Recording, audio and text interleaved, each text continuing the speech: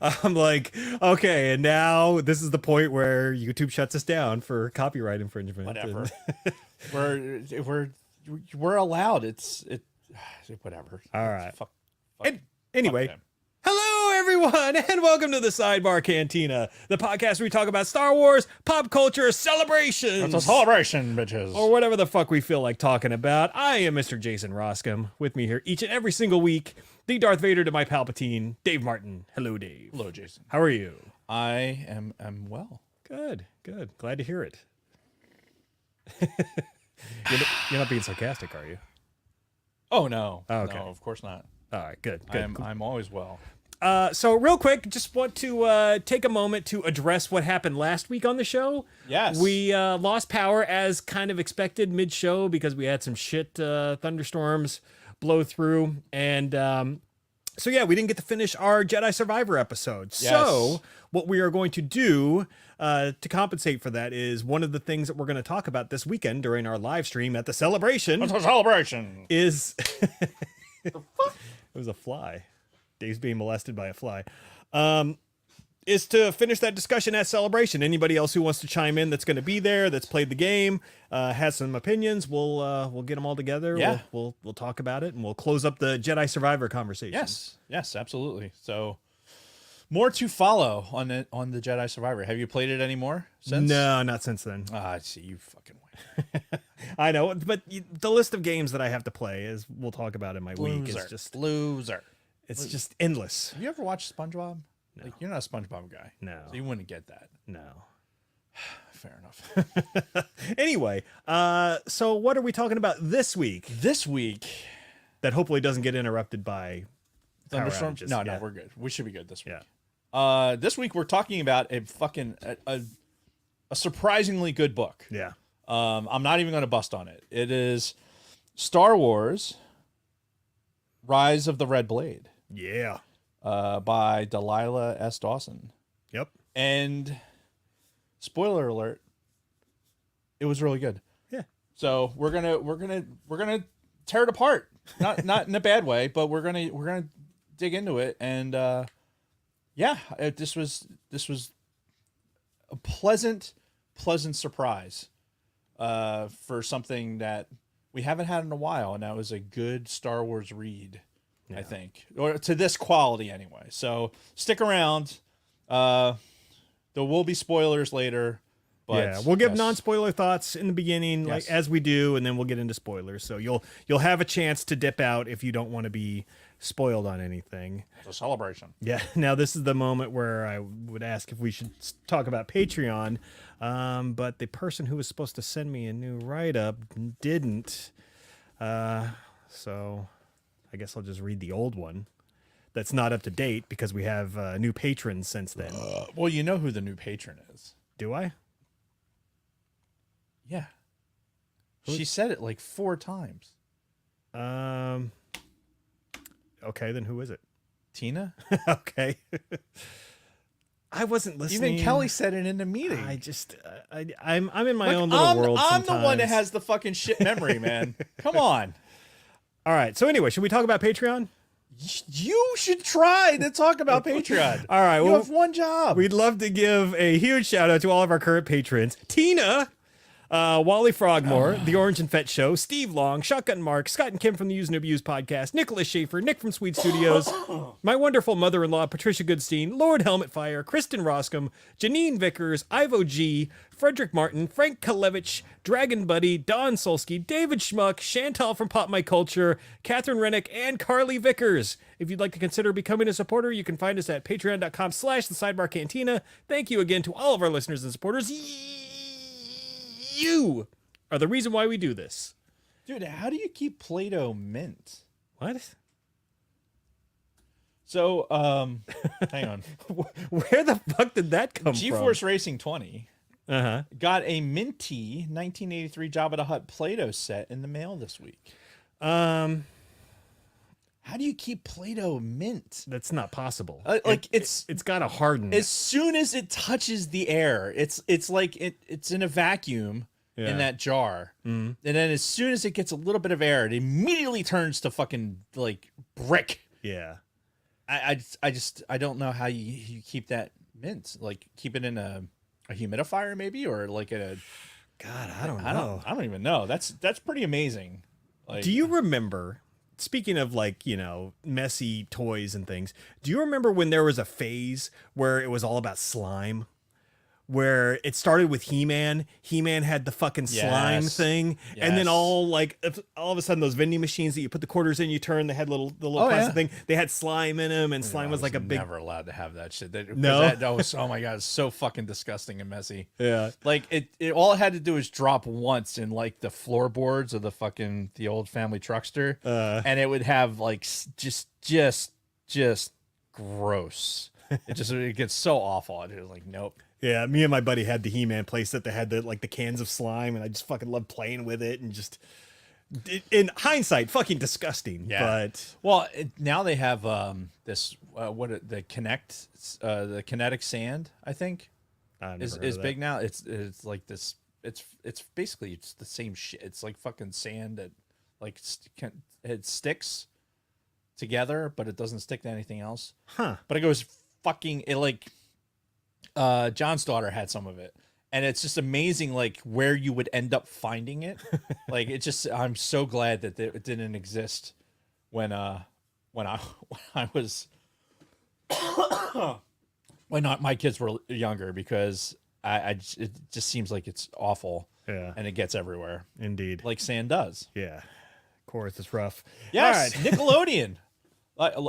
Oh yeah. Yeah, you had you can't do that on television. that's it right. was Fucking that different kind of slime though. That slime was like fucking like wet oatmeal, like painted green. Like I don't know what that was not the same kind of slime that we're talking about that came with those toys. No. But the Slimer came with that kind of slime though. Like I the believe that. Ghostbuster Slimer. Yeah.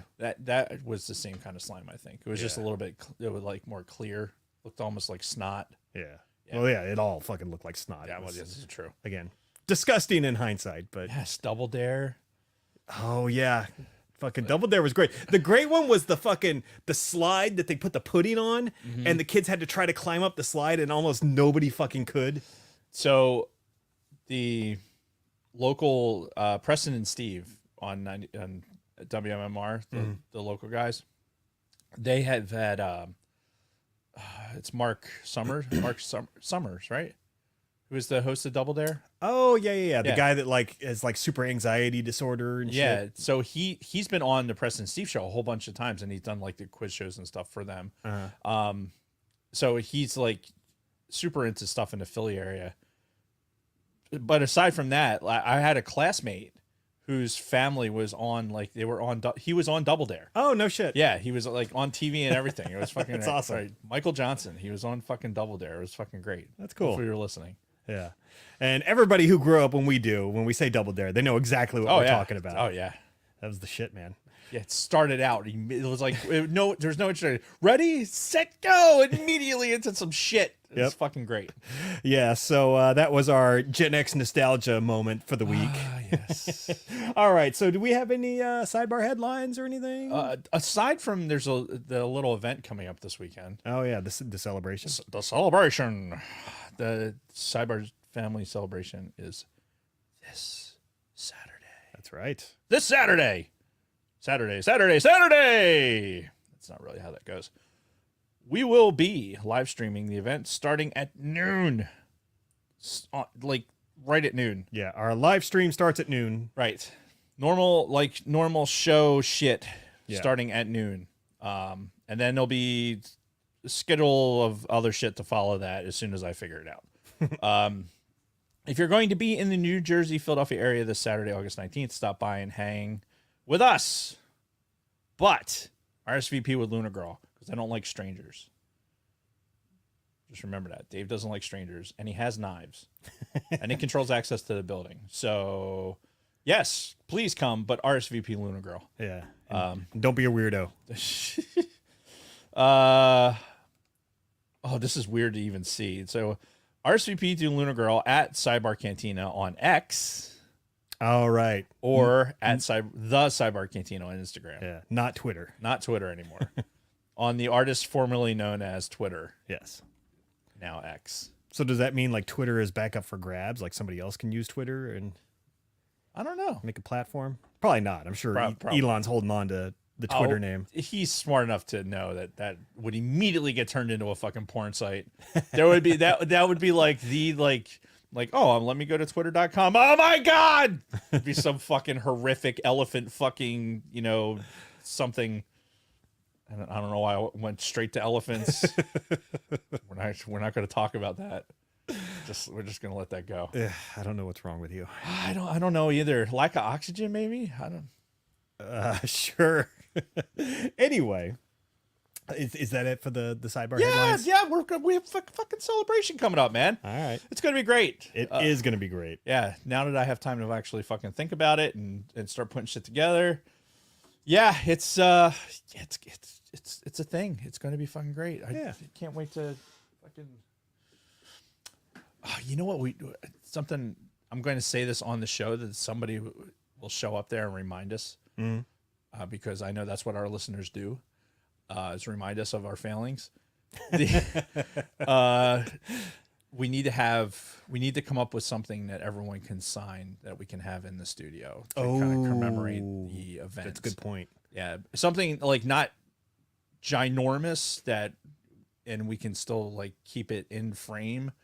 Like I need to figure out how to move my giant head and because the episode 100 is kind of behind me.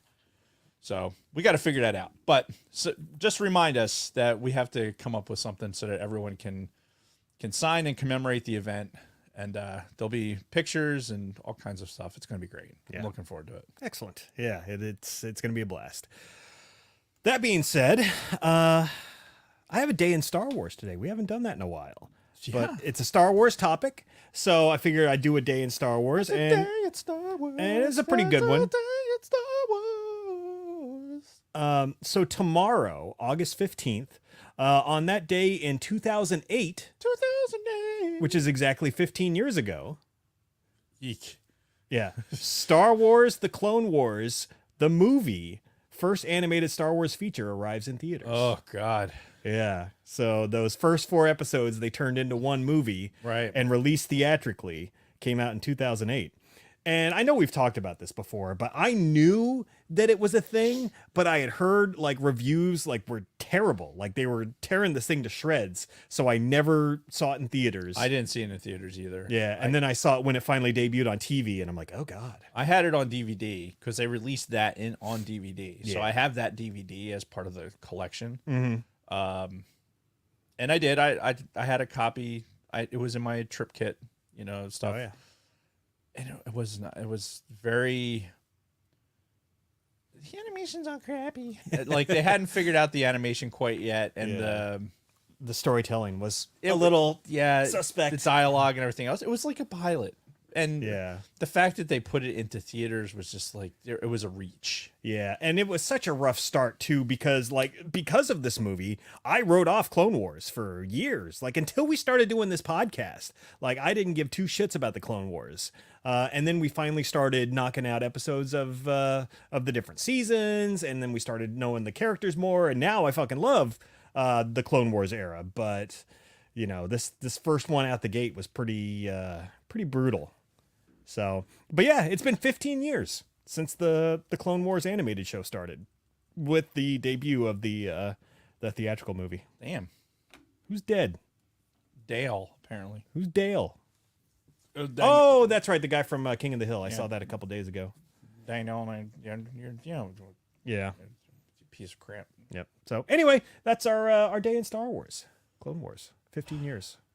Damn. Yeah. Crazy. I do remember my son, my oldest son Rob, watching it a little bit when he was younger. He knew the character of Cad Bane. I remember him always talking about Cad Bane. He always liked Cad Bane. I'm like, who the fuck is that? I didn't realize who that was until years later. Yeah, it worked out. Yeah. We're in a good place now. I mean, I guess you got to start somewhere, right? Mm-hmm. So we'll pretend like we're optimistic people, and it's it was in a good spot. All right, fair enough. Are we ready to? I just noticed the open Tusken Raider up there. Yeah, you like that? And he's got the. It's all glitzy. No, I'm not gonna lie. It looks like a Tusken Raider in drag. I'm not, because of the coloring. because of the color. Yeah. Like it is. Yeah, it's the credit collection. It's like we're just gonna do a weird coat of paint on it. It's a phosphorescent yellow. And Yeah. I feel like there should be a disco ball. But you can see him pretty good on the camera, right there. Yeah.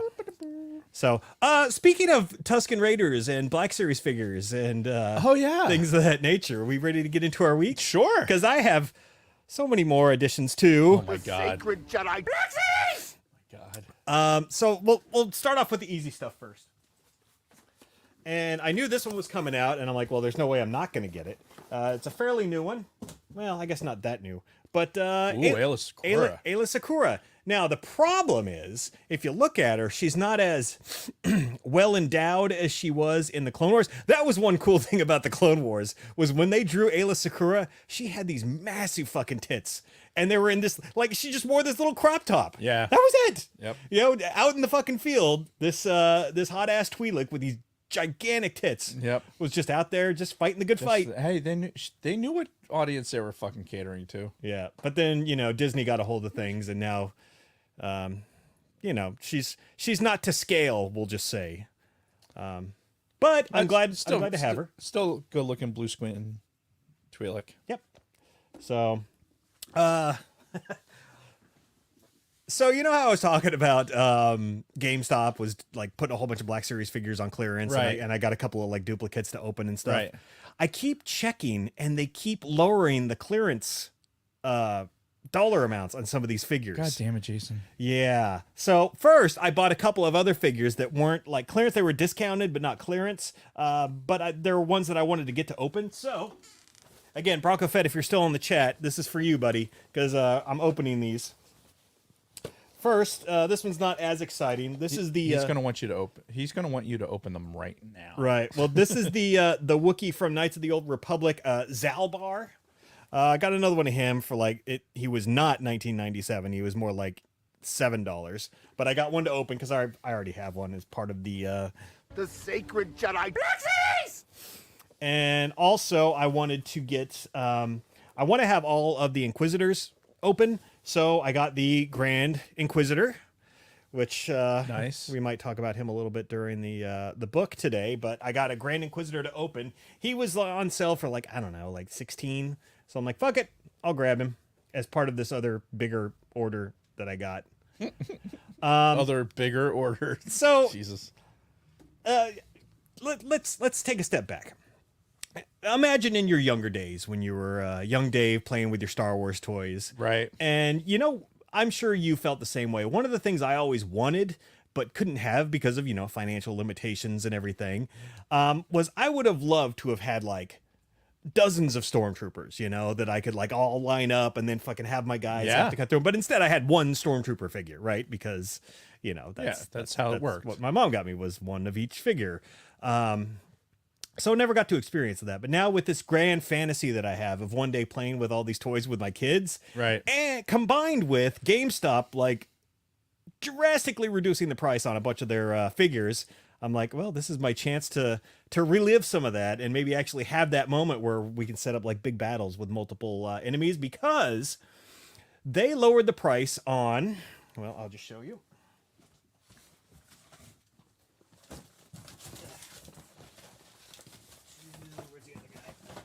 Sorry.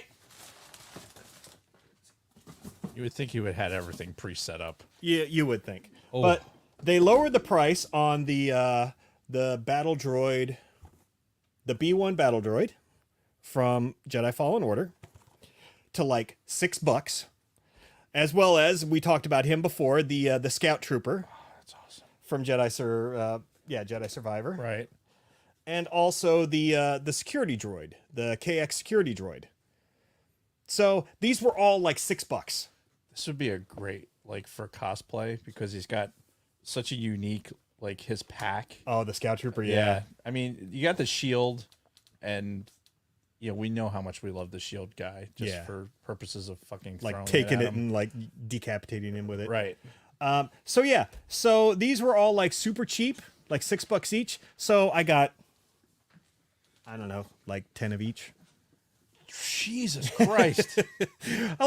You're never going to get Black Series figures this cheap. That's true. So, and I'm like, well, fucking wouldn't I love to just line up like, a dozen fucking scout troopers and have my toy Cal Kestis have to cut through them all, or the KX security droids, or the battle droids. You got to have a million battle droids, right? Well, I mean, there's probably not a million of those battle droids, but there's still a good amount. Yeah. So That's awesome. yeah, I got them all to open, and just again, I don't have a problem. I have too much disposable income, I guess. I don't know.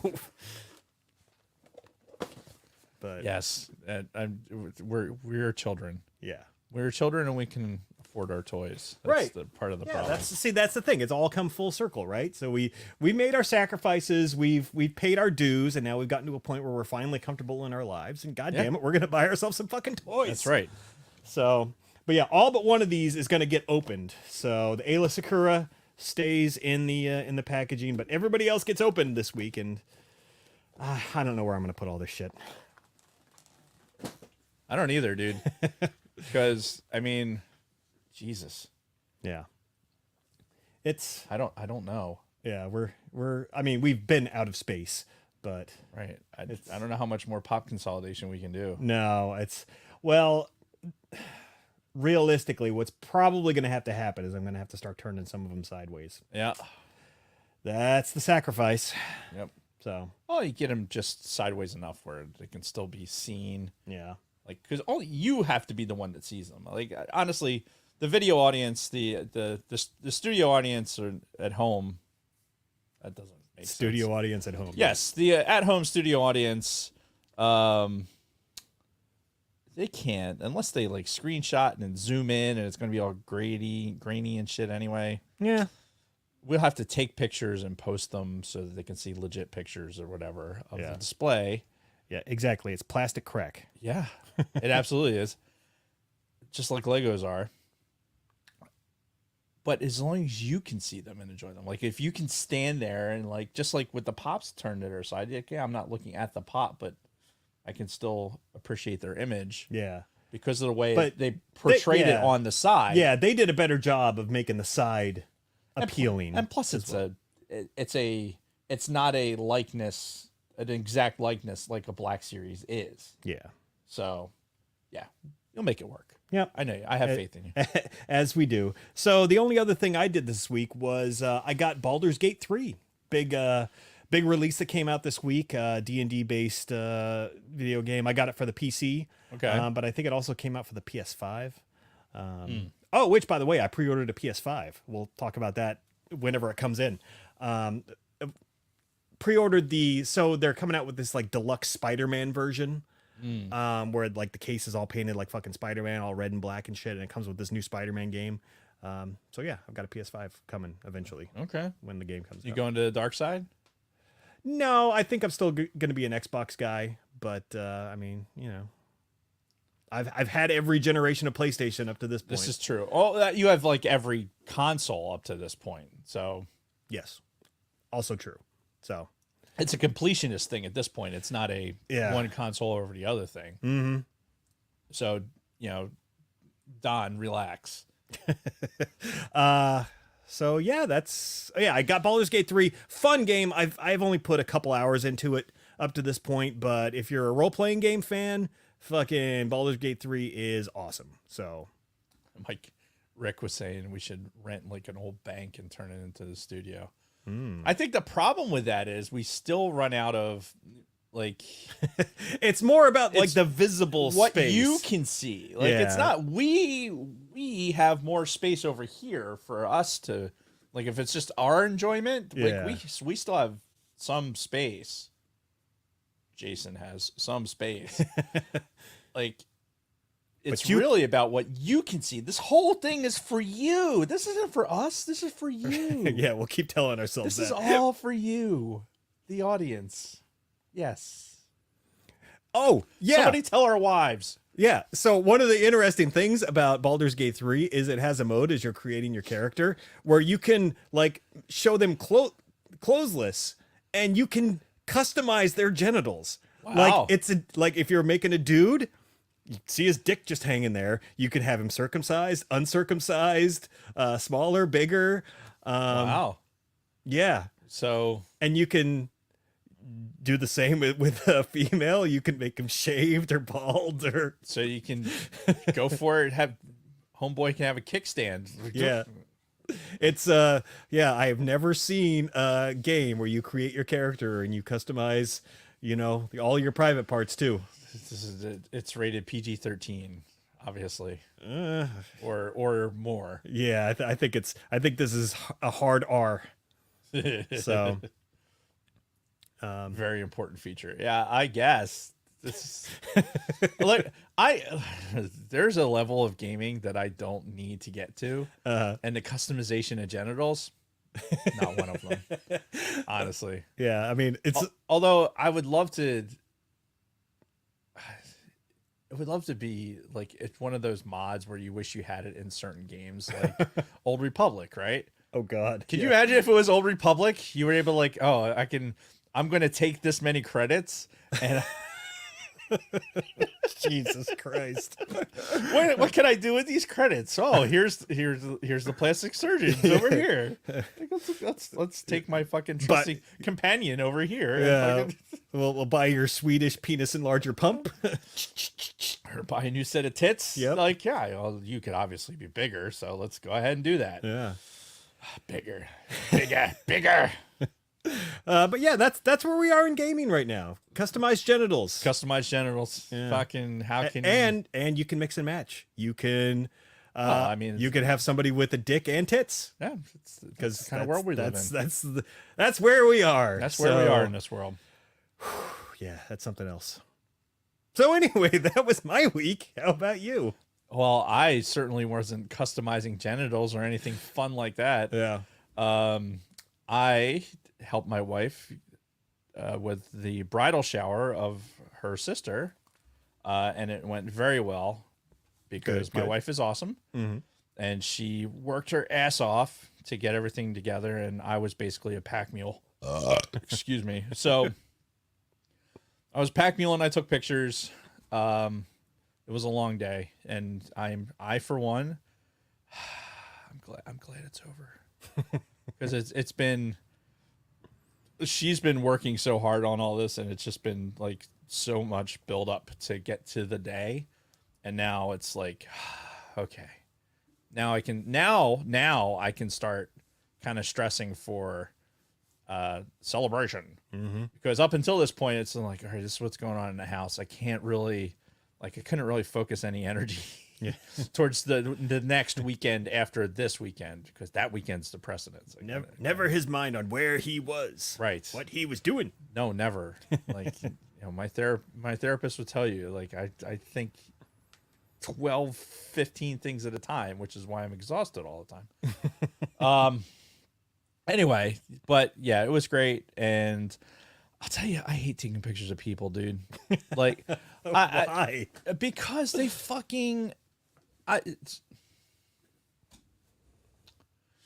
people want to look good, right? And generally speaking, people do look good. And I like taking pictures of the moment. Sure. Right? I hate the stage shots. I hate I like a candid shot where you catch somebody in the moment. Like, get the real emotion of somebody and stuff like that. That's reasonable. That's what I want to capture.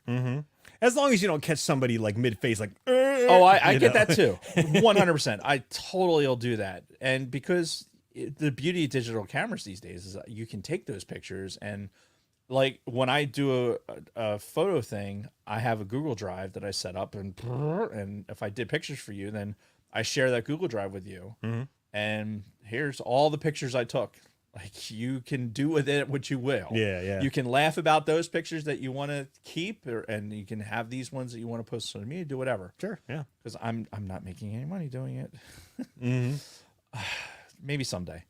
But in reality, like, taking pictures, like, everyone wants to look good and want to have their best. So, and I'm cognizant of that when I'm editing, right? And I don't I like jokingly, I don't use Photoshop. I use Lightroom, right? And so the idea of using Lightroom is to make an adjustment to the lighting that I couldn't do manually with the camera. Sure. Right. For me, it's the art of taking the picture is way more than the technology behind the picture. Right. I guess it's the mechanics of taking the picture. Right. Mm-hmm. So I really enjoy things like, I don't know, I keep it in a manual and understanding what stop to use and exposure and ISO and all that other stuff. Like I really enjoy doing that. Yeah. But you don't always get it right. So I can go into Lightroom and I can make small adjustments and I can, bring contrast out where I wasn't able to get light into an area. Sure. Not Photoshop. But when I'm looking at photos, I'm like, oh fuck, I missed. Somebody is fencing in the sun, sweating their balls off. I just saw in the okay. Discord. Oh, great. Now you're getting distracted by the Discord, too. In I addition to the YouTube chat. I'm surrounded. You need to focus, Dave. No, Focus. fuck focusing. Stay on target. Anyway, when I'm editing pictures, I want every picture I look at to be exactly like, okay, can I make this exactly right? Mm-hmm. The problem with that is I took 470 pictures. It's a lot. That's a lot. Mm-hmm. And I also want to get those pictures turned around for people in enough time where they can like appreciate the moment still. Sure. And it's exhausting. And I'd love to subcontract out the fucking editing so I don't have to worry about it. Yeah. But I'm sure that's one of the more important parts, though, too. It is. And I don't honestly, I don't want my art air quote to be interfered with by somebody else. No, anyway. you're too much of a control freak to give that off to somebody. Exactly. But yeah, it's fucking, God, the editing is such a pain in the ass.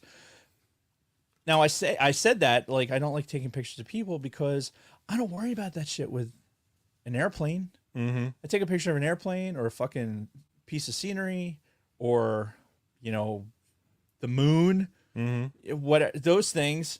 It's fuck. Oh my God, stop looking at it. Jesus Christ. There's a Baldur's Gate fucking. Oh, they got screenshots of the make your own genitals? I think so. I don't know. There's a bear. Like, I don't know. Anyway. We're just going to close it. Till I get through my week anyway. Yeah. Yeah, people, I want people to be happy. Mm-hmm. I take those pictures. I want them to be happy. Of course. And I take too many pictures because of digital cameras. Mm-hmm. Right. And look, there was somebody at this bridal shower that was really, really hung up on how much their camera phone was going to take a better picture than my camera. Right. And she's a person. I understand. Kill it, Jason. You missed. You are the worst. We got the bug zapper. Swear to God, I'm gonna grab this out of the air and all in my hand. Hold on. You keep talking. So you're gonna shoot me in the eye with the fucking. So anyway, yeah, there's the idea that you can take, because your iPhone you think takes a good picture, that you can take a better picture than a regular, even a DSLR. You're out of your mind, right? Just because the megapixels are the same and just because it looks good on your tiny screen, right? I know, like, this camera right here, this iPhone 13 Pro takes a damn good picture, but I can tell you that give me the same thing as most amateurs, and I'm going to take a better picture with it because I know what I'm doing, right? There's a difference. And I think that people get so hung up on like the fucking machine intelligence that's happening behind that picture to make it better. Mm-hmm. And they think, well, like, oh, I'm taking such a great picture. And it's like, that's That's not what's happening. Like, you're taking a picture with your phone, and good on you, right? Photography is great. It's a great art. I love catching the moment. I think I've said it on the show before. I'm not a video guy necessarily because that's just not how I think. I think in stills. That's how I was raised. You know, Sure. I was raised taking pictures with a fucking 35 millimeter camera. So, Because didn't you guys have a dark room in your house? we did. Yeah. So that's how I think. That's how I process. And for somebody to come up to me and be like really like rub it in my face is fucking about how her camera phone and like showing me these pictures and how good they are, and like, oh yeah, these are better than that Canon's gonna do. I'm like, okay, yeah, and I'm being nice. But in reality, it's like there are people that are like that, and this is of course the phone companies really love these people because they want you to totally buy into like, hey, you got 3 little cameras on here, and you're not ever gonna have to buy a DSLR. Right. If you want to take a legitimate picture, you're going to have to buy a legitimate camera. I mean, that's the bottom line. Like, if you want to do anything that has more than a fucking, 3 times mechanical zoom, like most phones, like that zoom that you're getting is all fucking, it's all digital. Yeah. Like, you're not getting a good mechanical fucking lens that's giving you that zoom. Yeah. And again, you can take a really good picture with your phone. And I have. I've taken pictures with my phone, and I'm glad to have it. But don't try and walk up to the photographer of an event and tell me how much better your fucking camera phone is than the phone that I'm using, or than the fucking camera I'm using, because of the technology in the phone. Yeah. Like, just you're fuck. It's just one of those moments where I'm like, why don't you shut the fuck up? Yeah. Just shut up. Just do you hear how stupid you sound right now? Like, use that phone and look at anything bigger than that little fucking screen and start looking at it for real and start expanding it a little bit bigger. Now I'm going to start telling you all the little things like, oh, see the little ghosting around all this shit? Mm-hmm. Oh, that's because your phone's little chipset in there decided it needed all these things needed enhancing. So now you have this like little blue line around everything because the computer's enhancing all your shit because you don't know how to take a fucking picture. You dumb twat. Get the fuck out of here. Anyway, that fucking annoyed me. I'm taking pictures in an event, and I know this person. I've known this person for years, and it's just like, you just stop talking. Just stop talking. Anyway, Kathy found, completely changing the subject, Kathy found fucking clearance Legos again. What? Yes. Really? At our fucking Walmart. She found fucking discount Legos. There were Lego City Legos on clearance. Uh-huh. And I was, where was I? I was not at home. I think I was at the lodge. I was working on finishing the gazebo at the lodge. And she sent me like pictures like, oh, hey, do you want the? I'm like, yes, like 50% off these sets. Like, I'm dumbfounded to even think that there's clearance Legos anywhere in the world. Yeah. And that they're right around the corner from my house. I'm like fucking dumbfounded. So I had to go back. Right. So much like my Black Series clearance escapades, you had some Lego clearance escapades. And my wife was an enabler. So I'm going to go ahead and blame her for that. Yeah. Because she's probably not listening right now. Yeah. But if she is, I love you. So I went back because I went and John had asked me to get something at IKEA for him. Okay. Right. What are you going to send it to Hawaii? Yeah. Apparently IKEA doesn't ship to Hawaii. So but you're going to ship it to him? Yeah. All right. So I did. Okay. I do weird shit for my friends. You know this. I do. How many times have I gotten up in the middle of the night to go to the fucking airport? At least a dozen times for me. Yeah, so I do dumb shit for my friends. So I was going to do this on Saturday, and I'm like, all right, I'm going to, you know what though? I'm going to stop at the Walmart to see if there's any more clearance Legos because John's big into Legos, bigger than I am. Sure. And he's got his daughter super into the Legos too. Mm-hmm. So I'm like, if there's some more clearance Legos, I'm gonna grab them. So I go in there and I grab some for her. Yep. And then I also grabbed this guy. Oh. Right. Oh. So the box I damaged, I'm gonna have to go. There's a pile of them, and I'm assuming they're still gonna be there tomorrow or whenever I can get over to. Speaking of clearance, yes, we've got a Purge Trooper that, if you see the clearance sticker, $6. $6. So when I scanned it in the Funko app, so I'm having trust issues with the Funko app. Okay. Because I scanned this guy with the Funko app, and again, this box is fucking trash because I dropped a fucking cooler on top of it. Oh my God. Yeah. But they had a dozen of these. All for clearance? All for clearance. Yeah.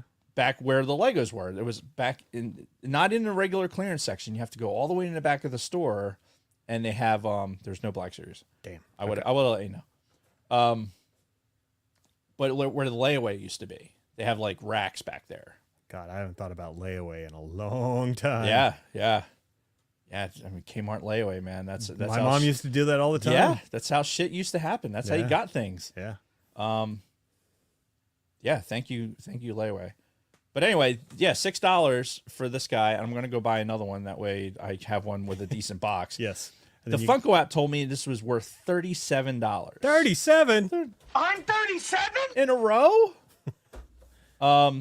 So I'm like, fuck. I wasn't gonna get it because I'm like, maybe I have it. So I open it up the Funko app and I'm like, okay, I don't have it in my collection. And then the value is $37, and I'm like, I'm 37? I'm like, God damn it! How can I not get it for $6? So I fucking got it for $6.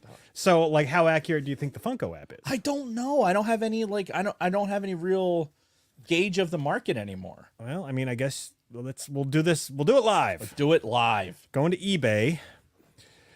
Purge Trooper. GeForce, you are 100% correct. Kmart layaway, it literally made Christmas possible in the 80s. Yeah. Oh yeah. For so many of our middle class or less or less families. Yeah. For sure.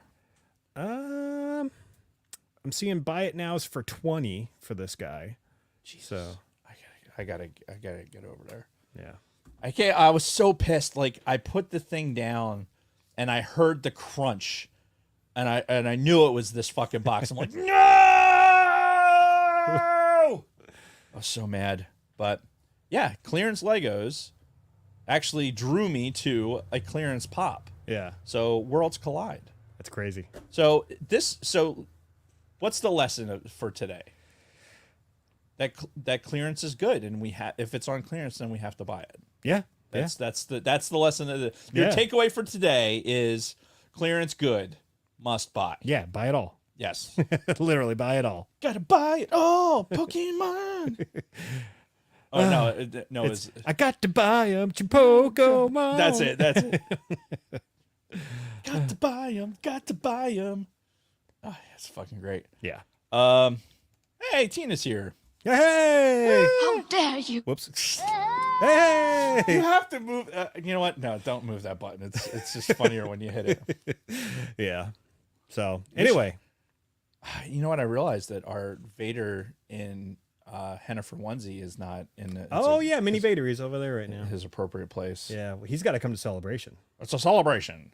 Yeah. Well, there's all the Vaders have to come. The Yeah. Tank Top Vader. Yep. Or Michigan Vader or whatever you want to call him. Yeah. Why are you wearing your Michigan Star Wars thing today? It's for Don and Brady. Yeah, they got me this shirt a while back. All right. Yeah. Fair enough. That's all. I thought it had something to do with maybe the Big Ten fucking overexpansion. No. It's so fucking ridiculous. It's so ridiculous. I don't need. Yeah.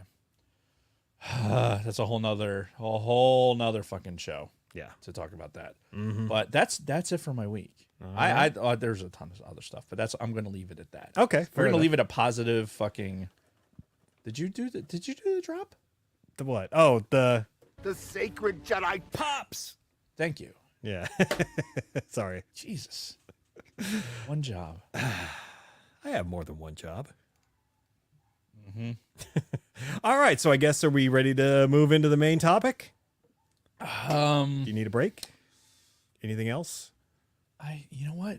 If we break now, then I won't have to break later. Okay, then I guess we should take a quick break before we get into the main topic then. Yeah, we should do that. This is actually like good timing for a break. Yes. So we're going to do that Yes. and be right back after this very quick word. Wait. From our sponsors. You should have like a recording of the snaps. You think so? Oh, I could do that. Just as a backup. All right. So if you guys want to see what It's on fire. something on fire? Okay. Let me see if I can actually get these on camera. It's a lot. I have a problem. I admit it. But you know what? Fuck it. You only live once. And if there is an afterlife, I'm definitely going to hell, so I need to enjoy myself now.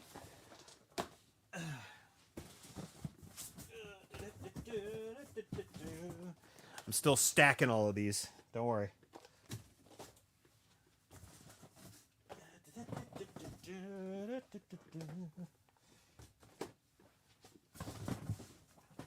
Oh shit, I got more Tusken Raiders too. Got 2 more of these guys, the off-color Tusken Raiders from the credit collection. Again, they're like $6.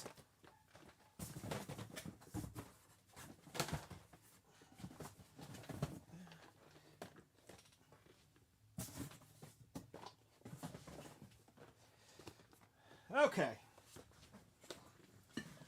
So, you all right? Feel better? So these are all of the KX droids that I got. Jesus Christ. Yeah, so there's 1, 2, 3, 4, 5, 6, 7. There might be more on the way as well. Jet! Good thing you're taking them out of the boxes. I know. Oh yeah, these are all getting opened. These are all the battle droids. And then some more of the scout troopers.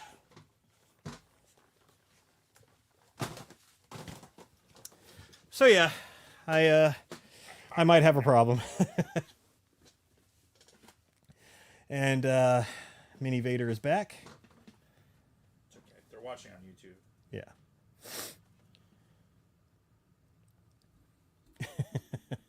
We need to get some Vader drops.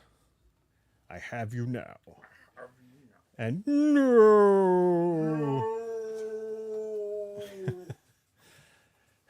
What are you doing? I don't know. There was something. All right, well, these people ain't gonna wait forever. Yeah, they are. We're early. We haven't. I should have ranted for longer. I could have. Fucking. Like seriously. You're gonna like. Oh, that's just a cunty thing to do. That's just. Get to buy them all. Get to buy them. Oh, fucker. Oh, I had them all lined up. Where did he go? Oh. Oh my god. If that was any more point blank, you would have fucking. Well, the salt is all, like, wet again. That's what she said? Yeah. Where'd he go? Oh, there he is. So by the light. There. No. Oh! No. How did he survive that? I don't know. It's the fucking salt. It's all like crusted.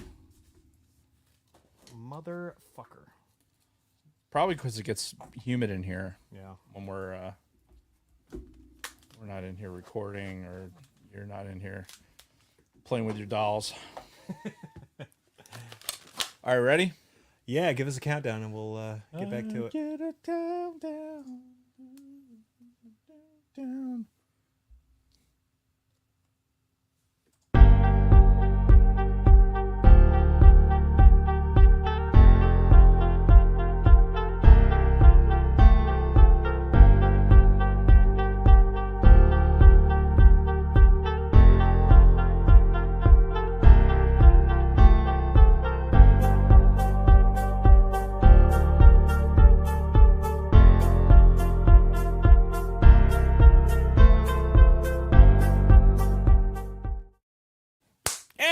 back. So, Inquisitor, Rise of the Red Blade. Yes. Just came out a couple of weeks ago, 2-3 weeks ago, something like that. So, a fairly new book. I remember seeing a preview for this last year at some point when they announced it and thought, okay, this looks interesting. And it came out recently. We had an opening in the schedule. I'm like, let's cover this book because there was an audio version and then obviously the hardcover novel. It was written by Delilah S. Dawson, who the biggest thing that we know her from is she did the Phasma book, if you remember the Phasma book that we covered years ago at this point, which I recall we both enjoyed. I think we both it was all right. We're positive about it. And this one is about a Jedi Padawan who eventually becomes an Inquisitor and her rise or fall, so to speak. Now, we'll do some quick non-spoiler thoughts. You kind of already mentioned it at the top of the show that you definitely enjoyed the book. I did enjoy the book. I was a little reticent just because, to be honest, I think some of the Star Wars books that have come out recently have left me a little wanting. Mm-hmm. And I don't know if that's just that could be my mindset at the time. Sure. You know, that's like that with anything you do, right? If you're not in the right mindset in the moment, then you're not going to really take the book. Yeah. The High Republic stuff just hasn't really done anything for me. And I mean, I've read a handful of other things. I think she also wrote the. She wrote the Batu book, the Galaxy's Edge one. Yeah. Black Spire one. Yeah. Which I never made it through that book. No. That book was, I will say that book, I think, bore the benefit of, was a casualty of the audiobook. Oh. And I will say that, and I think this, Kelly had put something in the Discord channel that, we have a reading, thing in our Discord channel. Like, what are we reading right now? And she had asked me about our favorite Star Wars novel. And I said, yes, Dave has a hardcover book of today's subject. Yes, there it is. It will go and become part of the sacred. To surprise you. Whoops. The sacred Jedi text. To surprise you. Oh. I'm all fucked up when it comes to the soundboard today. I might as well You're just... not used Oh, I love it. Fuck, what was I fucking saying? Hardcover book. You were trying to say something about the Black Spire book. No, audiobook. So Star Wars audiobooks to me it's too much. It's too much performance. Like, I don't need that much performance in an audiobook because for Star Wars in particular, because I have so much of that. So much of the canon and just what we have so much Star Wars visually, like from movies and everything else, that like that scene and that set is already in my head. Like the voices, the sounds, and all of those things are already in my head when I'm reading the story. Sure. So when I'm listening to it in an audiobook and I'm listening to basically somebody else's voice tell a Star Wars story, it takes me out of it. Huh. And I don't do as well with Star Wars books. Now, I did Dune, and Dune had a very similar, like, it actually had multiple people doing the narrative. Okay. And I'm usually not a fan of that, but they did it in a decent way. And I think I'm so familiar with that story that I'm able to kind of keep up with it, and it's just different. Sure. But with Star Wars, look, we're engulfed in this, right? In this entirety of this universe. And I've read so much Star Wars stuff when we were living in a world where all we had was the legacy stuff. Yeah. And you think of all of the just piles of books we had to read, and that's all we had. We built that Star Wars universe completely in our imagination. Sure. Yeah. Based on what we watched in the movies. Yeah. that is what is already in my head when I go to read a Star Wars book now. And when I listen to it in audio, I don't get the same experience. So for me, I have to, if I'm going to read a Star Wars book, it's going to have to be Like an actual book. it's going to have to be the printed page. Yeah. Or a Kindle if it really comes down to it. But I prefer the printed page. Sure. If I'm going to enjoy that book, then this is how I'm going to have to take it, to give it a fair shot, I think. Yeah. I know there's great performances, and I know you're a fan of it. And I'm not disparaging against audiobooks at all. I mean, I think I talk about an audiobook. I'm currently reading one that's, 37 hours. 37. I'm 37? Legitimately, I think it is 37. Nice. But it's, about to making an atomic bomb.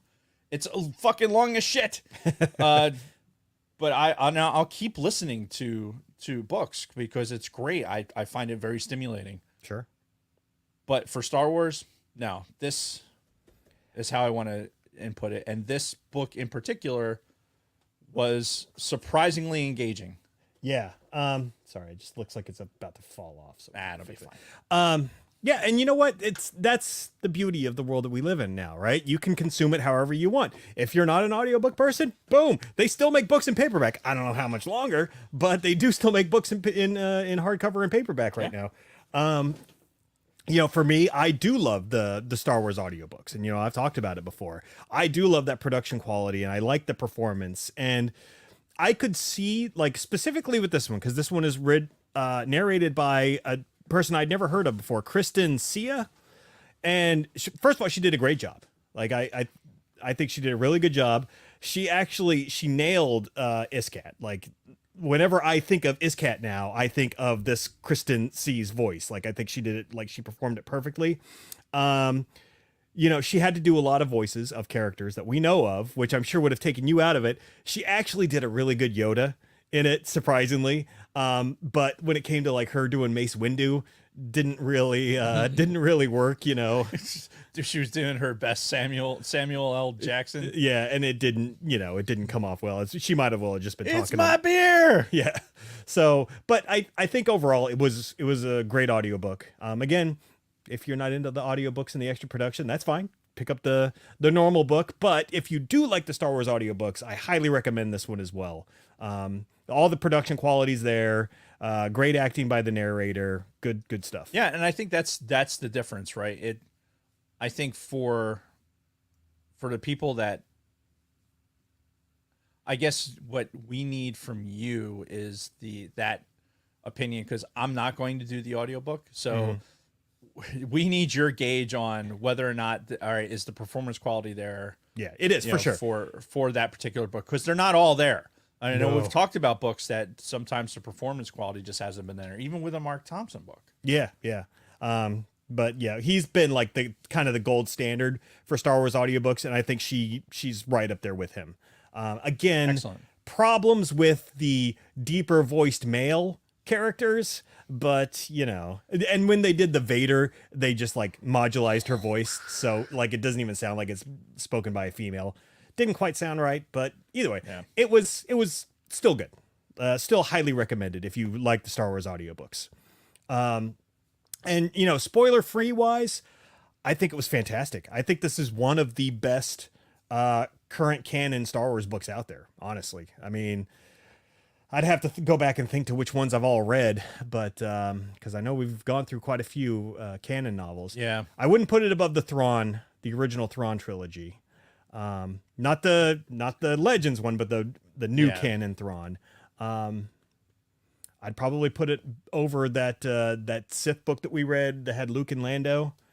Yeah, I would agree with that. Yeah, but it's up there. It's highly recommended. I like the characters, and when we get into the spoiler section, we'll talk about some tie-ins to other canon that I know I didn't realize it had until after the fact. Yeah.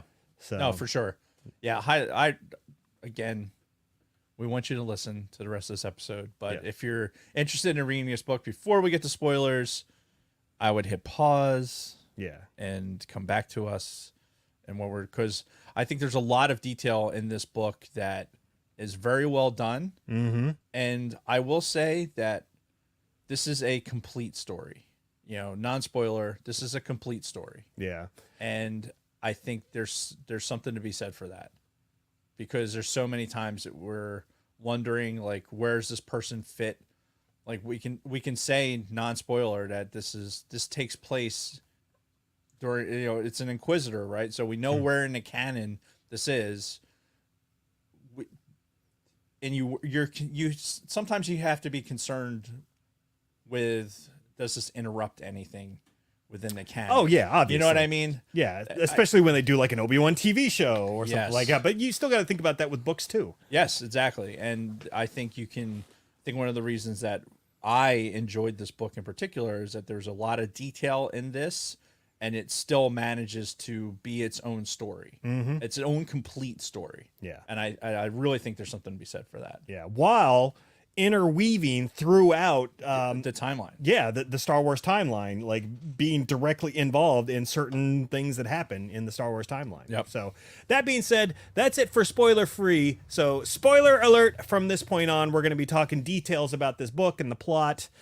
So again, if you don't want to be spoiled, now is the time to shut it down. Shut it down. So to speak. So starting from the beginning, I mean, the book is about Iskat Akari, Iskat Akaris, yeah, who I didn't hear anybody pronounce her name, so like your pronunciations were probably going to be ones we're doing. oh yeah, because that's what I heard in the audiobook many times. And you know, she's this redskin, like if you saw from the, can you see the novel on the screen still? Okay, so yeah, you can see she's got red skin. The one thing that I was disappointed about was there's this big mystery surrounding her and her species, because she doesn't know what species she is. Right.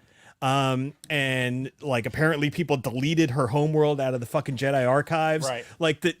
This is one of the big themes that you're going to see in this book, is just how fucked up the Jedi can be sometimes. Yeah. You know, particularly with the way they dealt with Iskat over the years, be it, you know, hiding her origins from her, not telling her about her mother and everything that happened with her, Right. not telling her what species she is, not telling her what fucking planet she's from, fucking deleting her planet from the Jedi archives.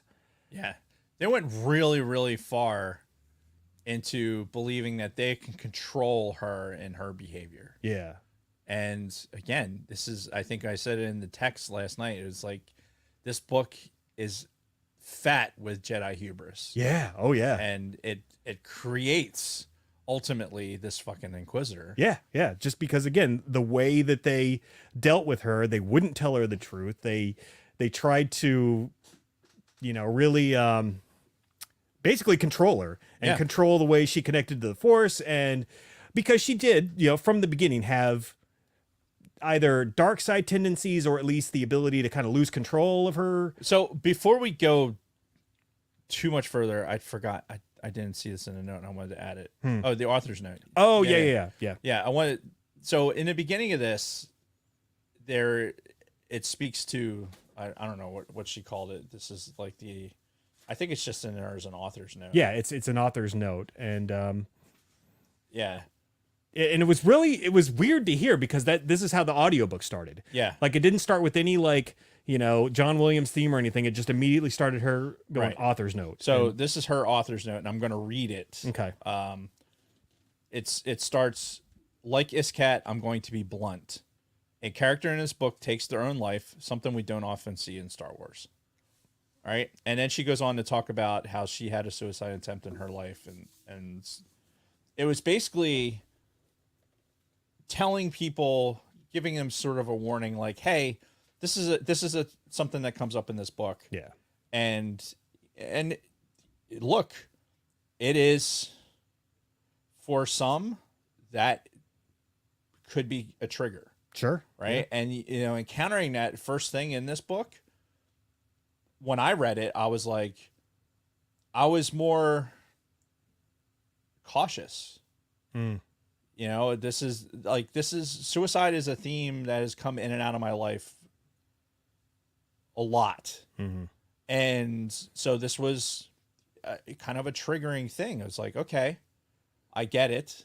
like I hate the word triggering and the way it's used these days, but like Yeah. it is an event that he's in it and has a more like an emotional thing tied to it.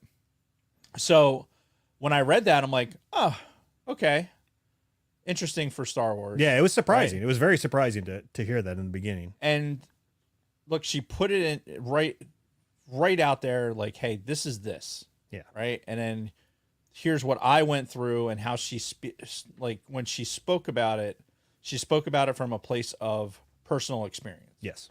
Not from an abstract, not from a clinical psychological perspective, but like from a personal perspective. Mm-hmm. And I was like, okay. So I filed that away and kept reading. Yeah. Right. And I think for some, if that is something that may give you pause, is a great opportunity for you to process that before you get into the story, so that it's not so jarring when it gets there. Yeah. You know, that you can kind of prepare yourself mentally that something like that might happen. It doesn't give anything away in the story, because when it did eventually come up, I wasn't surprised, but it was like I was surprised it took so long to get there. Right, because we did get led to that moment to where it made sense. Right. Yeah. And that's what I'll say a lot about a lot of these things. God, I just looked and saw Rule 34. I'll say a lot about this book, that she was very good about what she was doing with her timing and her pacing of what was going on with the story. I think everything fell in very, very nicely. Yeah. Like this book is really well written. I'm not easily impressed with writing. Yeah. And I was impressed with how well this was written. It had nothing to do with the author's note in the beginning. It had more to do with how the pacing was, like, and quite frankly, this book like surprised me. Like, it actually had a moment where it was like, I was not expecting that.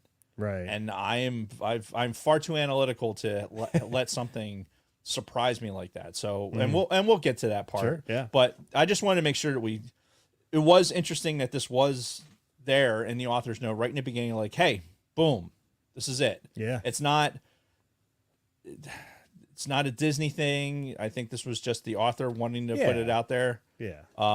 And I don't think I didn't feel like it was forced on me, because I'd like, oh, you need to know this. Like, I think this was the author just conveying, like, hey, this is something that's in here as from personal experience. I think you need to know that it's in here. Yeah. Just in case. Yeah. And, to her point in the very beginning, too, this is not something you see very often in Star Wars. In fact, the only time that I recall ever seeing, like, a quote unquote suicide in Star Wars is when, like, the ISB agents or whatever have, like, the fucking, the thing that they bite to fucking just.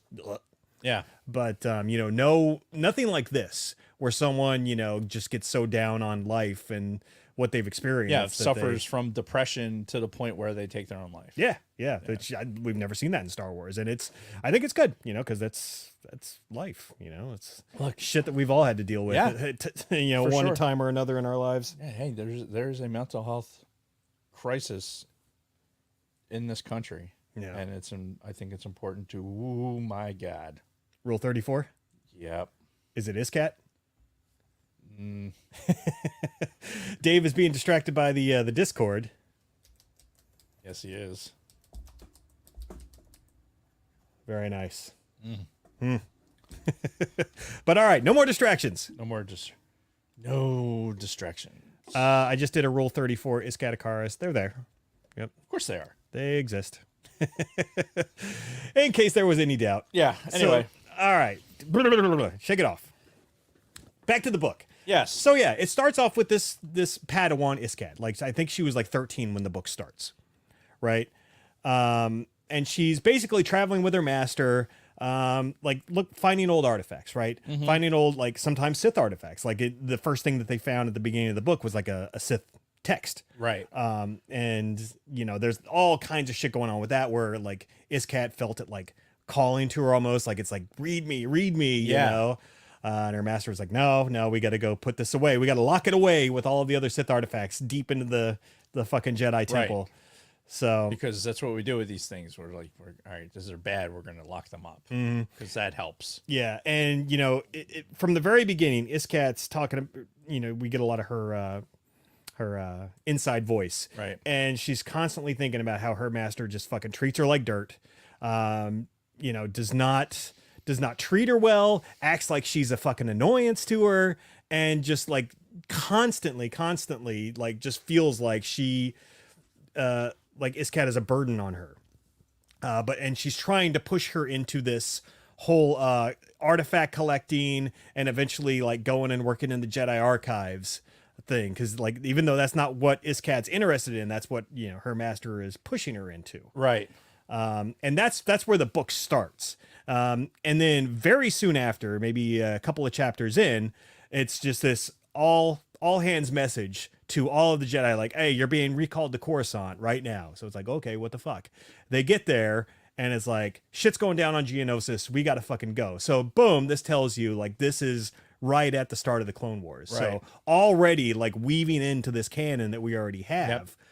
Yeah, there's no question. Like, exactly where you are in the timeline. Yeah, because yeah. now we're in sync totally with events that are happening that we know are true to the canon. Yeah, So yeah. boom, here we are, right here.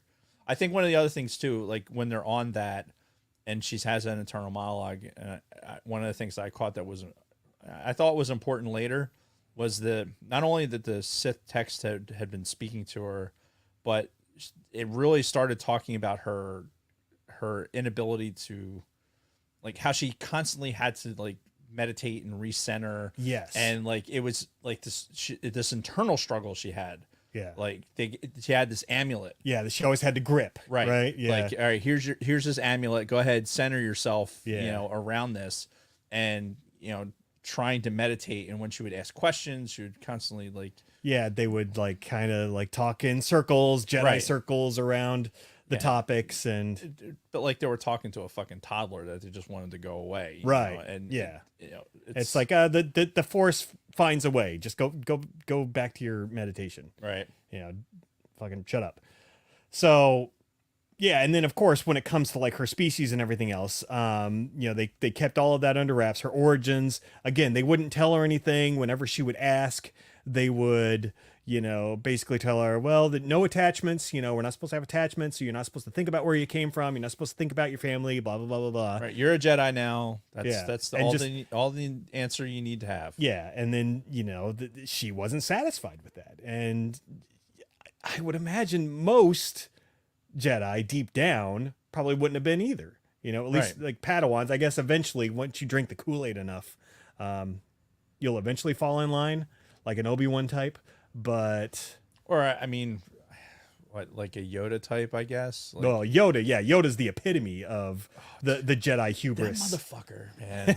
That motherfucker. It is his. Like, God, he's in the middle of all of this shit. Yeah, He is. yeah. If he's not Palpatine's puppet. That's a whole other discussion.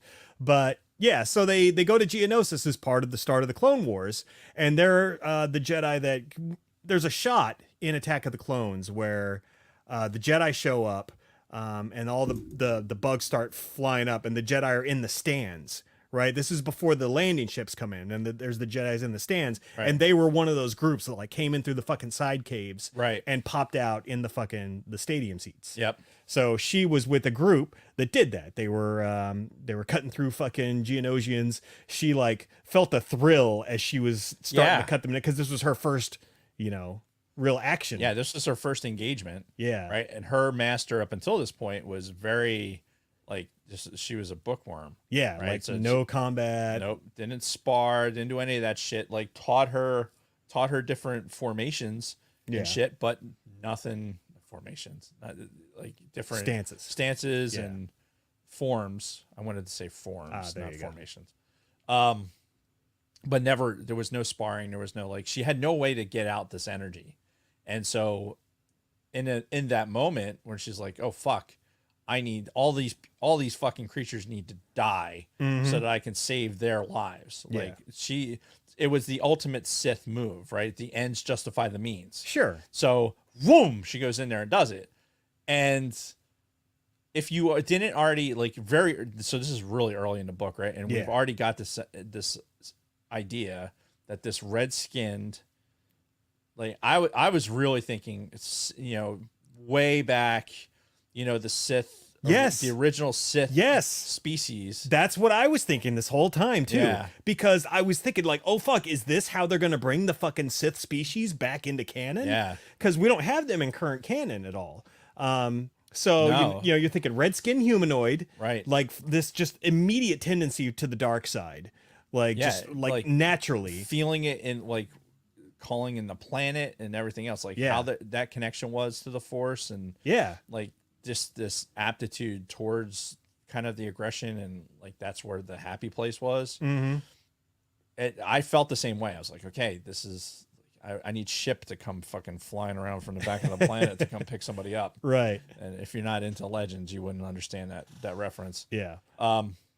But yeah, I was so hoping that the big revelation why they were keeping that from her was because they were the Sith species. That got all thrown out the window towards the end of the book. it did, But it's not entirely out the window. yeah, because this could be like a subsect of that Sith species that's like, all right, fuck all this noise. We're tired of your fucking galactic war. We're going to start our own colony over here. Right, we're going to go over here and we're going to fuck something that's going to give us an extra heart, I guess. Yeah. Well, and she has 2 hearts, by the way. Yeah, which is mentioned many, many times throughout the course Well, of this it book. saves her the one time because we're going to get to a point where, somebody is going to try and, seek revenge on her and stab her in the heart. But, haha, I've got 2 hearts. Yeah. Which I swear to God, I thought that the original Sith species had 2 hearts as well. Really? Yeah. I didn't think so. Oh, my God. Yeah, apparently the chat keeps telling you to turn your computer so I can see it because I guess you're getting a lot of stuff in the Discord. Oh, Jesus. God damn. Does it get bigger if I do this? That's what she said? I just forget I said that. Hello. I think they can see that on the screen. Hello, nurse. Wow. Okay. Anyway, trying not to get distracted. So yeah, we're getting more people into our Discord. That is true. Based on that, right? So yeah, they go to Geonosis. Her master gets killed, right? So this was one of the other ones. Nice. Yeah, I just they're torturing me. I know. I apologize. So yeah, her master fucking dies. A couple other Jedi die that were on their little crew. Right. But she makes it out. She saves some fucking a couple of Jedi by again slaughtering fucking Geonosians. Yes.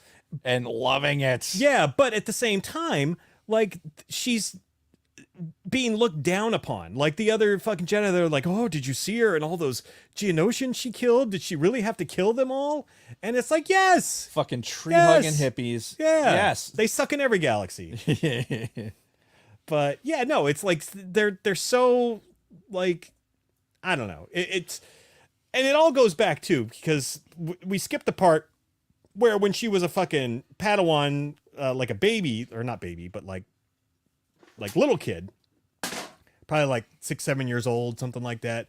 They were like force training in the temple, like to pull shit off of a pillar, and she was doing it, and she got like fucking angry, and she pulled the whole fucking pillar down.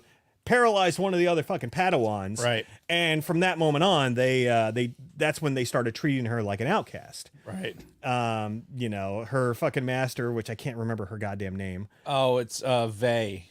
Sember Vey. Vey. Yeah, she it was like she was taking pity on her almost by taking her as her. So I disagree. I think that they knew straight away. So I think at the end of this,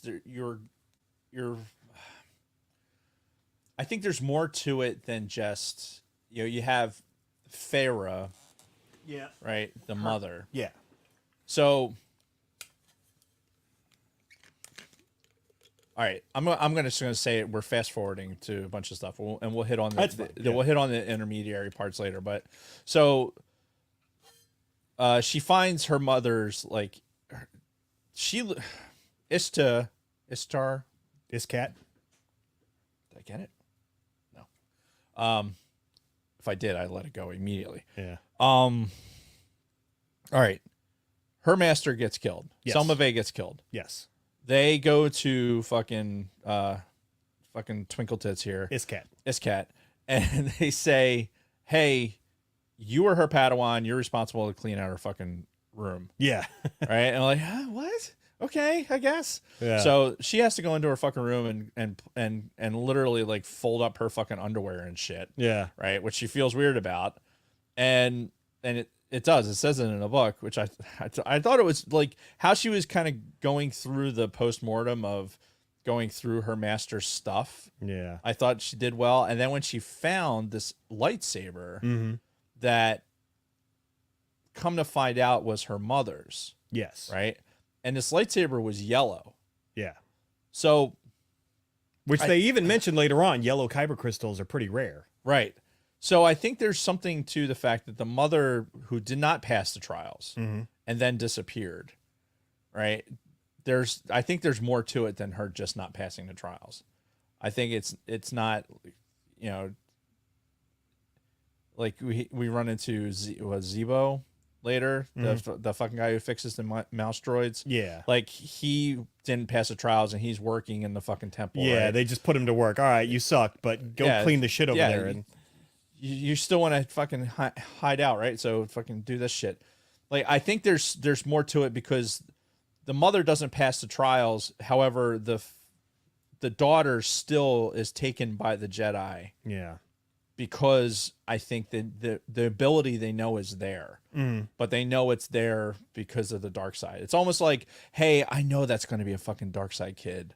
Let's go ahead and try and nip that in the bud now. Yeah, just like super repressor. Right. Like we're going to get her as a kid, and that way we can control it straight away. Yeah. I don't think it was like, hey, she pulled down the column and now we know she has dark side tendencies. I think they knew it straight from the beginning. That could be. Because they knew it from the mother. And they said, okay, we're going to be watching her all this time and then, you know, control her throughout the entire thing. Yeah, which in addition to, her having strict masters who are constantly telling her to meditate, fucking grab your little crystal and all that, they're also, you know, she finds out that she's also being like essentially spied on by other Jedi and reported on to fucking Mace Windu.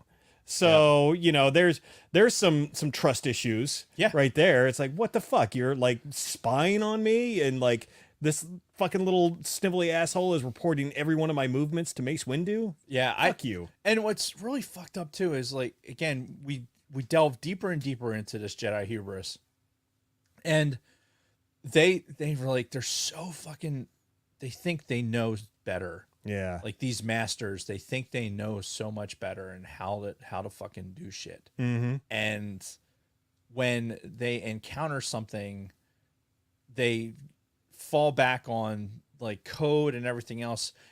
I think, again, this is Dave theorizing, right? I think there was a time that the Jedi probably had some ability to be able to foresee what was going to happen, so that they were able to look and see like, okay, I see a piece because we are doing these things. Sure. Right? They stopped years before this. They stopped being able to see what the actual future was doing. Yeah. And but they still held on to those beliefs because they didn't know to do anything else. Right. And they really had nothing to challenge them, right? No. Because they were the fucking rulers of the world. They were just fat, dumb, and happy. And Well, yeah, and they were allowed. That was allowed to happen, right? Because like, what's the best thing to do if you're Papa Palpatine, right? You're just going to continue to fucking inflate that. Yep. Like, let's just continue to make sure that this piece stays for as long as possible until it breaks at the moment that I want it to, and I can control it because he's the ultimate puppet master when it comes to that. So I think there's a deeper element to what this book portrays as the Jedi's ability to just hide hide inside their own fucking robes, their own fucking ridiculousness. yeah. And your fucking answers are not the right answers. Right, because one of the biggest things that really like was pissing her off was like when her master died, when Simber died,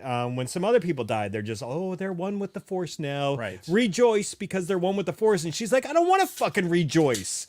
my master's fucking dead, or this Right. Jedi that I knew is fucking dead. And you're just sitting there telling me like, no attachments, just rejoice because they're one with the Force now. Yeah. Something that's wholly unrealistic to even think that you're going to deal with this in an appropriate manner. Yeah. It's like, oh yeah, they're cool now. And let's face it, think about this as if you were a kid trying to portray this like, hey, your fucking dog died. Mm-hmm. That dog is now one with the fucking world or whatever. Like, and I'm trying to use that as the magic that's going to make you feel better about things. Mm-hmm.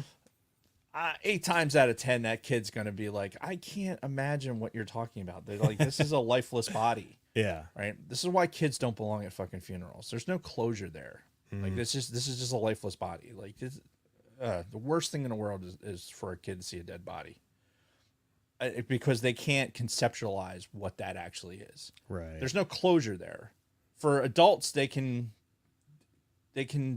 do things to better deal with that sometimes. Yeah. But kids, no fucking way. And they're going through all these ceremonies or like the pomp and circumstance of a funeral ceremony, but they're not really meaning it. Mm-hmm. And she sees all through that because, again, this is like, she sees the passion of it. Like she wants to grieve, but she can't because she's not allowed to have an attachment. Right. And internally, she's been trained to believe that having that feeling is wrong. So now she has to try and hide and meditate. So she's constantly distracted. Yeah. So it's like, okay, they've got me distracted. Now I'm fucking, it's the fucking Jedi are the worst, man. Yeah. This And book should be called The Fucking Jedi Are the Worst. That's what this title of this book should be. I want a new cover for this that says The Fucking Jedi Are the Worst. Yeah, because they do not sugarcoat it at all. Like they don't even try to make it seem like, oh, it was all a misunderstanding. The Jedi are still really good and everything. Because we got to a moment, fast forwarding like way to the end, where she's got that Jedi trapped, that one master that she trained with, again, who made her constantly fucking meditate and everything. Yeah. And, he's sitting there, he's like going through his monologue and everything. And he's like, oh, and we still had hope for you. And and your mother and all this other stuff. And, I almost thought for a second, like she was going to see the light, so to speak. And, be like, oh, I'm so sorry. I'll be good. But no. She's like, you're just making it fucking worse. Just yeah, just fucking die already. Yeah. Stop talking. Just stop talking. Yeah.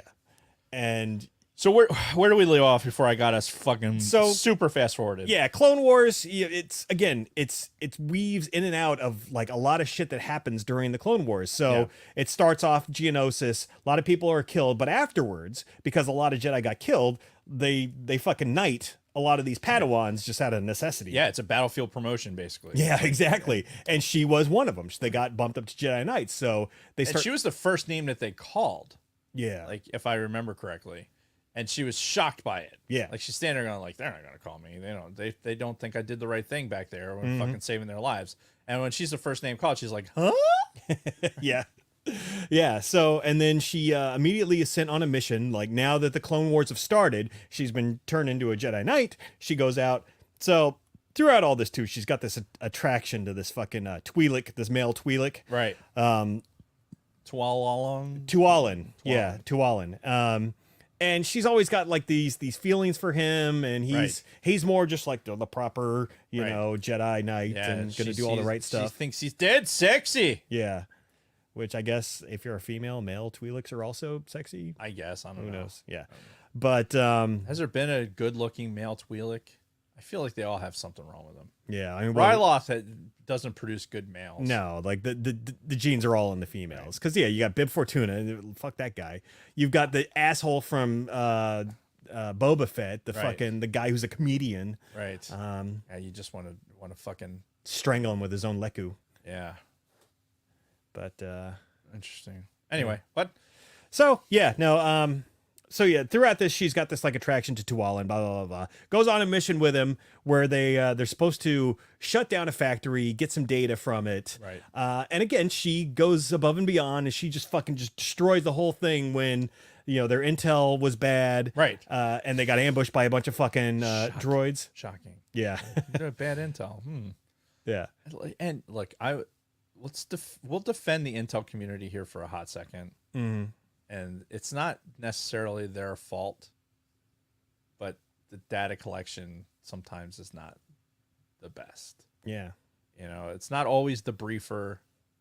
Sometimes it's just you just don't have an asset to collect data. Yeah. And that's sometimes just how it is. Sometimes there's just a big unknown out there, Right. and you've got very little details. Yeah, if you don't have an asset on the ground or you don't have something in the air, that's just how it is. Yeah. How war is. Yeah. So Trust us. So another person gets fucking killed during this part because they're scaling a cliff. Mm-hmm. And she's climbing the walls with no problems because she's got the long fucking fingers that she can grip with. The other fucking Jedi that was with her, who was like a fucking smarmy asshole, was like such a dick to her. Right. Like, he's like, you know why you're with me? So I can watch you. Yeah. Because I'm cooler than you. Yeah. And he's not even exaggerating. That's Right. exactly how that fucking idiot talked. Oh, really? Yeah. Yeah. So when they're climbing and he fucking like sticks his hand at a bird's nest and they like pecking at him and he fucking falls, she watches him fall and she, oh no. yeah, and she's like, I probably could have used the Force to try to save him, but I didn't want to lose my grip. So we both could have died, or I watched him fall to his death and not save himself. Yeah. Eh. And but she got to go on and complete the mission. Right. And again, she went above and beyond because they had very little intel. They got fucking ambushed when they didn't think there were going to be any battle droids there. Right. So she had to improvise, fucking threw some thermal detonators into the reactor and overloaded the thing. This is also when we're introduced to the clone troopers. Oh, right? yeah. We're introduced to Spider was the main clone trooper that she was Captain with. Spider. Yeah. And like that crew, like she's pretty much with that crew up until Order 66. Yeah. Spoiler alert, that's coming too. Well, I mean, we're into Clone Wars. Yeah. So yeah, she destroys this factory. She's like, all right, well, it wasn't exactly what we were supposed to do, but fuck it. It's not going to make any more droids. Right. They get back to the fucking Coruscant and they're like, what the fuck did you do? Like, oh, there was innocent people down there. Like, I didn't know. You didn't fucking tell me. And then, she went through the fucking dude that fell to his death. She went through his fucking notes and there was all kinds of shit in there that he didn't tell her about the fucking mission. So just more people keeping shit from her, not communicating. It's the problem in a lot of workplace environments. Yeah, military toxic leadership. Yeah. Only feeling like they should only give information when they choose to. Well, yeah, what happens when you fall to your fucking death? And now we don't know the details. We didn't know that there was a bunch of contractors in houses underneath the fucking factory. Yep. And would it have changed? Yeah. Maybe she doesn't throw a thermal detonator. Maybe she just overloads the thing. Who knows? Yeah. But she enjoyed killing, so she probably would have killed everybody anyway. But it's war. Who could blame her? It's collateral War. damage. It's fantastic. Yeah. So she gets admonished again. She gets taken off the fucking field, and they're like, all right, we can't fucking trust you to go on missions anymore. So go fucking teach these Padawans. And she's put in charge of like fucking kids for 2 years. Because that's what you're gonna do. Like, all right, we're gonna keep an eye on you. Let's put you in charge of a bunch of kids. We can't trust you, but we're gonna leave you with the children. Right. Well, at first too, what's her name from the Jedi Archives? The old lady, Jocasta Nu. Yes. Yeah. She tried to get her to work at the fucking archives, and Right. she's like, no, not my thing. Yeah, that's the Force hasn't led me to this. Yeah, and as soon as she said that, Jocasta Nu treated her like shit. And she mentions later on, through the years, as she would go through the fucking archives after that, fucking Jocasta Nu would shoot her dirty looks and stuff. Yeah. It's like, what the How fuck? do you say no to this? I offered you this thing. The fucking Jedi were assholes. Yeah. Total fucking assholes. They were so fucking the hubris. Yeah. Maybe Luke was right. The hubris of the Jedi Order. But and a lot of this is the fucking blueprint for Anakin too. Oh yeah. It's a lot of the same shit. that they fed to him, and he's like, I don't know. Yeah. And Anakin was actively fucking like he was engaged in a lot of the same stuff. Like there was a lot of collateral damage following around Anakin. Oh yeah, He just happened to I don't know. He had he had top cover. yeah, Yeah, really that's what true. it came down to. Yeah. It helps being the chosen one. But, you know, throughout the story, too, there are moments where she meets up with Ahsoka. She does, like, sparring practice with Ahsoka. And a lot of other Jedi that we know of are kind of interwoven throughout, you know, her story over these 2 years as she's... Yeah, and the Ahsoka bit is, like, they tie in because she has her mom's lightsaber. Yeah. And she has a vision. Like, the reason she thinks it's her mom is because she has a vision. Yeah. And it's when Selma Vey dies, like her last thing is she mentions a name. Yeah. And this is one of those things where she's Iscat. Iscat is damn it. She's going around like kind of asking like, hey, this name Farah, does this ring any bells? And people are like, nah, there's lots of Jedi come through here. Yeah, again, they wouldn't fucking tell her. Well, they knew who the fuck she was. They knew exactly who it was. Yeah, and they're like, nah, I don't know. Nah, I've seen a lot of Jedi before. Like they had all these opportunities to fucking like course correct here, and they just continued to fucking stick their own head up their ass. Yeah. And God damn it, this is so many parallels to real life. So then she has this other lightsaber. And she's like, I can't let other people see my mother's lightsaber, so I'm going to build a second lightsaber so that I can have two lightsabers, and I want to learn how to wield both of them. So then that's when she goes to Ahsoka because she knows Ahsoka has two lightsabers. Yep.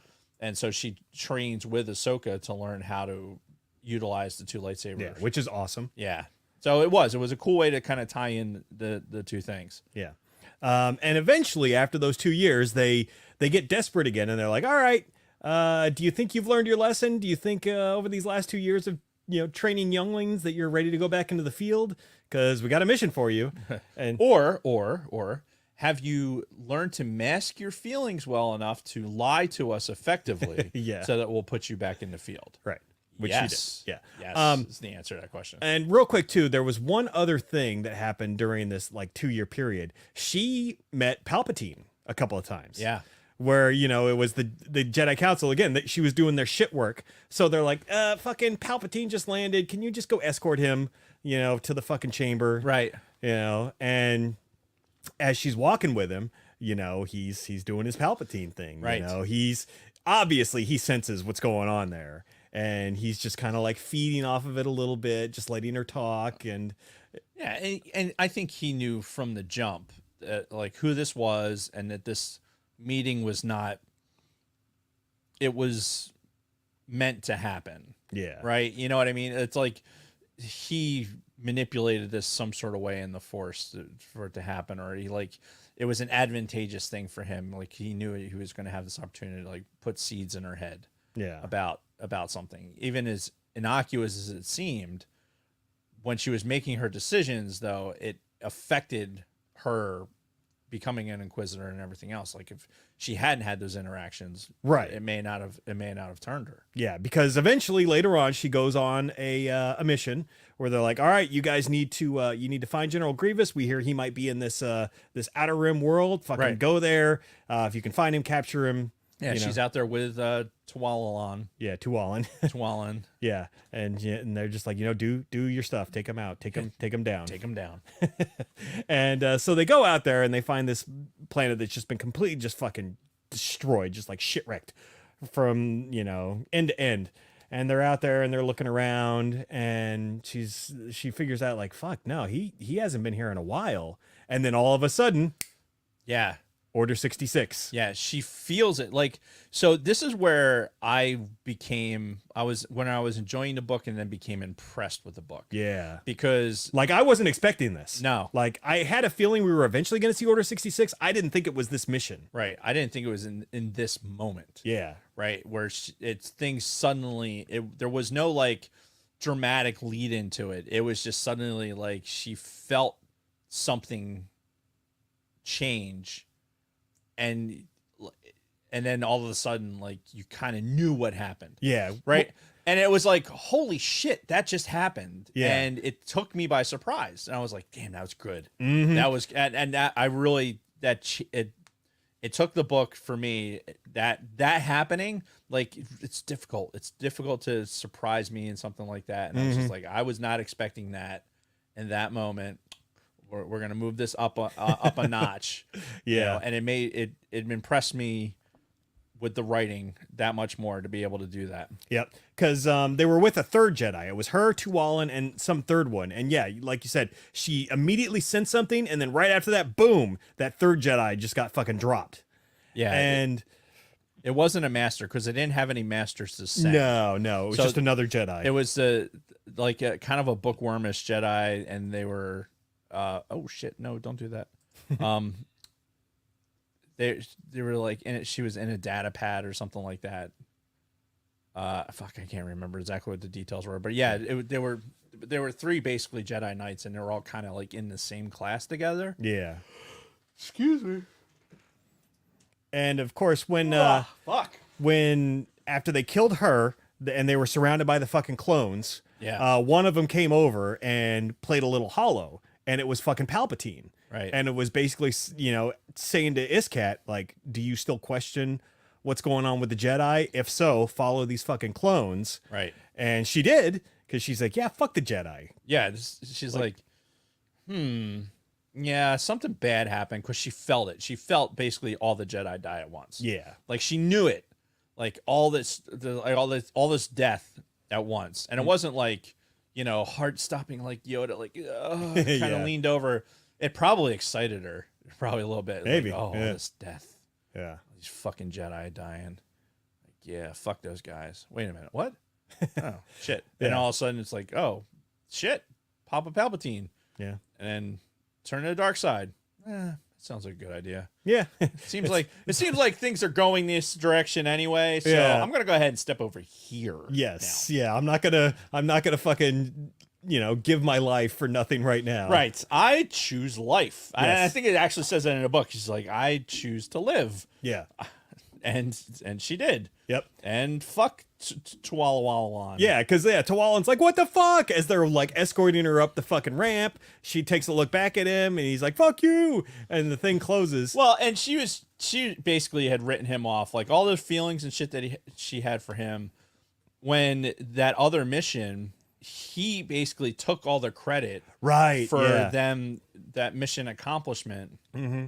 When he pawned it off of like, hey, I saved us both Yeah. by saying that we accomplished the mission, and I didn't tell them how you fucking did all this shit. Right. And she's like, what the fuck? Yeah, because Like, again, fuck you, dude. like they were pretty close before Right. Geonosis, and then after Geonosis, he even they told were her kinda like, flirty type thing. But then after Geonosis, he's like, oh, I saw the way you were like indiscriminately killing, and I don't want to be associated with anything like that. So Right. for those 2 years that she was at the fucking temple, every time she'd see him, he gave her like the fucking cold shoulder. Right. So it's like, okay, fuck you, dude. Yeah, because he was like super clean Marine fucking dude. Like I don't know. I'm Yeah, too he good was for he this. was he was all about the Kool-Aid Yep. at that point. Up until Yeah. So spoiler alert. yeah, well, this has all been a spoiler. But yeah, so I know, but I'm saying spoiler alert because I'm alluding to the fact that we're going to talk about the fact that he's not dead. yes. He lives. Yeah. We were led to believe that he Yes. was dead. Like the troopers would have killed him because he was fighting off the troopers, and she just assumed that they killed him. Yeah. And she jets off. They put her in a fucking cell, Mm-hmm. and they keep her alive for however long. She kind of drifts in and out of some sort of meditation. or Yeah, they whatever. kind of made it sound like it was like weeks or months.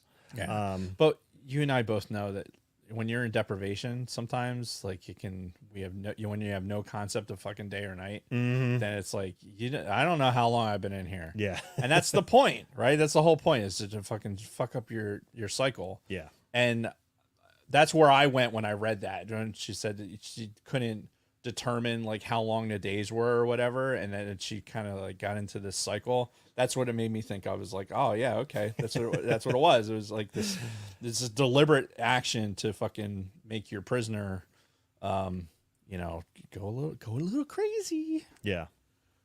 So anyway, Yep. And then, she's put through Inquisitor school. Essentially, she goes to the Inquisitor Academy. She graduated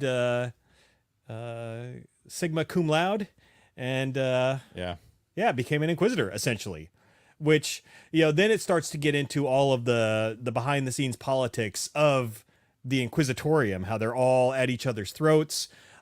She had a pretty big rivalry with one of the sisters, the sister that we see in Rebels, one of the three Inquisitors that are at the end of season 2, where it's the chick and the other 2 Inquisitors, and it's the chick that eventually dies that Maul kills, like on the steps of that temple. Yeah. Like that sister is the one that she had the rivalry with, that put her in the fucking put her in the infirmary or the. I think they said infirmary. Yeah. And basically put her in the back to. Yeah. With all the little droids after she fucking she bested her. Yeah. In her little fucking thing. And look, fucking Ishtar was fucking cocky as shit. I keep fucking up her name on purpose. Yeah. Well, she was cocky, but she was strong. Ishkat. Yeah. Was cocky.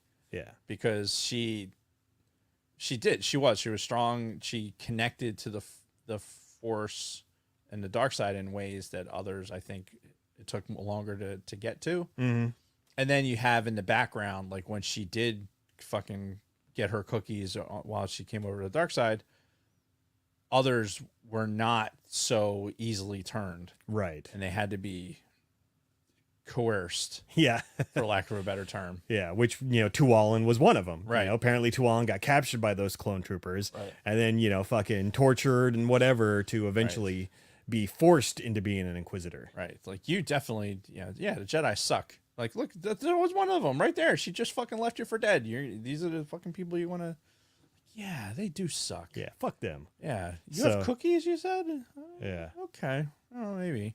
What are you doing with that stick? Ouch. Yeah, and then they had a moment where her and Tualan kind of were like reconnecting, or sort of. They sparred, and then I can't remember what exactly happened to where he they were standing side by side talking, and then all of a sudden he just. Bzzz, sticks the lightsaber through one of her hearts. Yep. Yeah, because he got shot in the chest. Yeah. Right. And so he, lived, obviously, but he was scarred from that.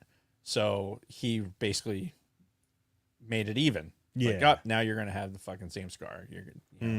So she lived, but now they're even. Yeah. So she got her ass kicked a lot. Like she became an Inquisitor, and it was basically if you put all the bullies in one fishbowl, like who's going to be the bulliest? Yeah, right. Who's the alpha here? Right, exactly. Yeah. And then of course you bring Vader into the mix, where Vader comes in sometimes and spars with some of them, and he kicks the shit out of them. He kicked the shit out of Iskat. Right. And then when she learned later on that even though he was obviously going easy on the Inquisitors during those spars, it was like she didn't realize how easy he was going. Right. Because when they felt his real power towards the end, right, they're like, oh fuck. Yeah. We done fucked up. Yeah, we done fucked up, Ron. Yeah. It was the trick she pulled with fucking using the telekinesis to pull wires out of his fucking face. Oh yeah, that was actually pretty cool. Yeah, it's just like But of course, it still didn't stop him from she's in the hallway and he fucking tosses her around while she's way away from him. Mm-hmm. She's like, oh god, yeah, okay, he's still fucking he's still pretty strong. Yeah. Dude, is there ever there was a moment, I think, when there was a moment in Star Wars where Vader just didn't seem like he was that strong. Mm-hmm. You know what I mean? It's is Vader really all that? And then as one thing that has come out in the canon over these, I don't know, these past 5 years or whatever. Yeah, well, just all of Disney canon, really. Yeah, is Vader is fucking just. I imagine this just absolute tortured soul, just in constant fucking pain and just in this vengeance cycle. Yeah, and just using that pain to channel it into anger, into this just immense power. Just tornado of fucking devastation Yeah. that he can turn on to anything at any given time. Mm-hmm. And it's almost it's interesting because it's the fist, right? It's the fist of the dark side. You think about it, as opposed to the sword, which is a little bit more elegant. This is just, you're just fucking, or think of it as a club, Yeah. right? Where the Emperor is like so ethereal and how he's managing and all this other shit, whereas Vader was never going to be that guy. Mm-hmm. There was nothing like surgical about what he was doing. He was always a blunt instrument. Yeah. And it was because that's how he used his power. Mm-hmm. And it's just interesting, everything you've seen him in, like since basically since Clone Wars, is he's just immensely powerful. Yeah. Just throwing people, the comics, like Yeah. The comics, or even like we saw him in Rebels. yeah, just like you see him Rogue One. yeah, you see him in a way that is just like, Jesus Christ, he's so like, by the time you get to fucking Like New Hope and all that. right, Yeah. you're seeing it's strange to see he doesn't look as strong as he does going up to that. Yeah. So it's I think that's just kind of the limitations we had at the time oh sure, when they were made. And this is why I think that it's important to watch the original trilogy first. yes, exactly. You know, watch the original trilogy first, because then you're getting, this is what Star Wars is, Mm-hmm. and then go back and you just watch 1, 2, and 3, and then boom, boom, boom, and just watch that shit in order after that, because you're going to appreciate Like what where that was. Yeah. It would suck to go 1, 2, 3, then go to 4 and be like, and feel like you're missing something, because you're not. If you have that feeling, then you're what you're missing is the best part of it. Yeah. So anyway, Yeah. tangent. So that was a total tangent. after she becomes an Inquisitor, she goes on one last mission in the final chapters of the book, where she's supposed to track down a couple of Jedi. And I kind of talked about one of them already, but it was like a couple of Jedi that were on the run. Yeah. One of them was that fucking nasty chick who constantly bullied her back when they were Padawans. And like when she went into her cell, like she was such a bitch to her. Even then, Right. she's telling her, cut me free right now, and then I'm going to take charge, and I'm going to get us out of here, and blah, blah, blah, blah, blah. And she's just sitting there just staring at her, just not moving. And like, I'm like, you are No. so fucking dead. Like, you do not know how to read the room. Yeah. Yeah. And like, she fucking easily just kills her, goes to the master, the guy with like the sax and all that stuff. But the one that like constantly like made her meditate and try to like suppress all of her powers. And that's when he gives this big long speech about her and her mother, and, oh, we promised we would do right by you and all of this stuff. And I really thought that was going to be like her seeing the light. And it was like, nope, she is fulfilling this destiny 100%. And I'm like, yes. Yes. When she fucking killed that guy. Give in to your hate. Oh, and I loved when the guy, the collector, that, the guy that had the Jedi captured, that collector guy, comes into the room and he's like, oh, we could really work together, you and I, and we could do, and then all you hear is, and her fucking just lightsaber just throws and just chops his head off like mid-sentence. I'm like, holy fuck. Yep. Like, no talking. Yeah. No talky. Yep. More die. Yeah. And then we go into the epilogue. Yes. Which it starts off, they go on a mission with Vader to go hunt down a Jedi, Eth Koth. And I'm sitting here, as I'm listening to this, I'm like, I swear to God, I've heard that name before. Like, was that in the comics? And they go and they get him, they find him, and she goes and grabs his fucking baby that's about to leave the fucking planet.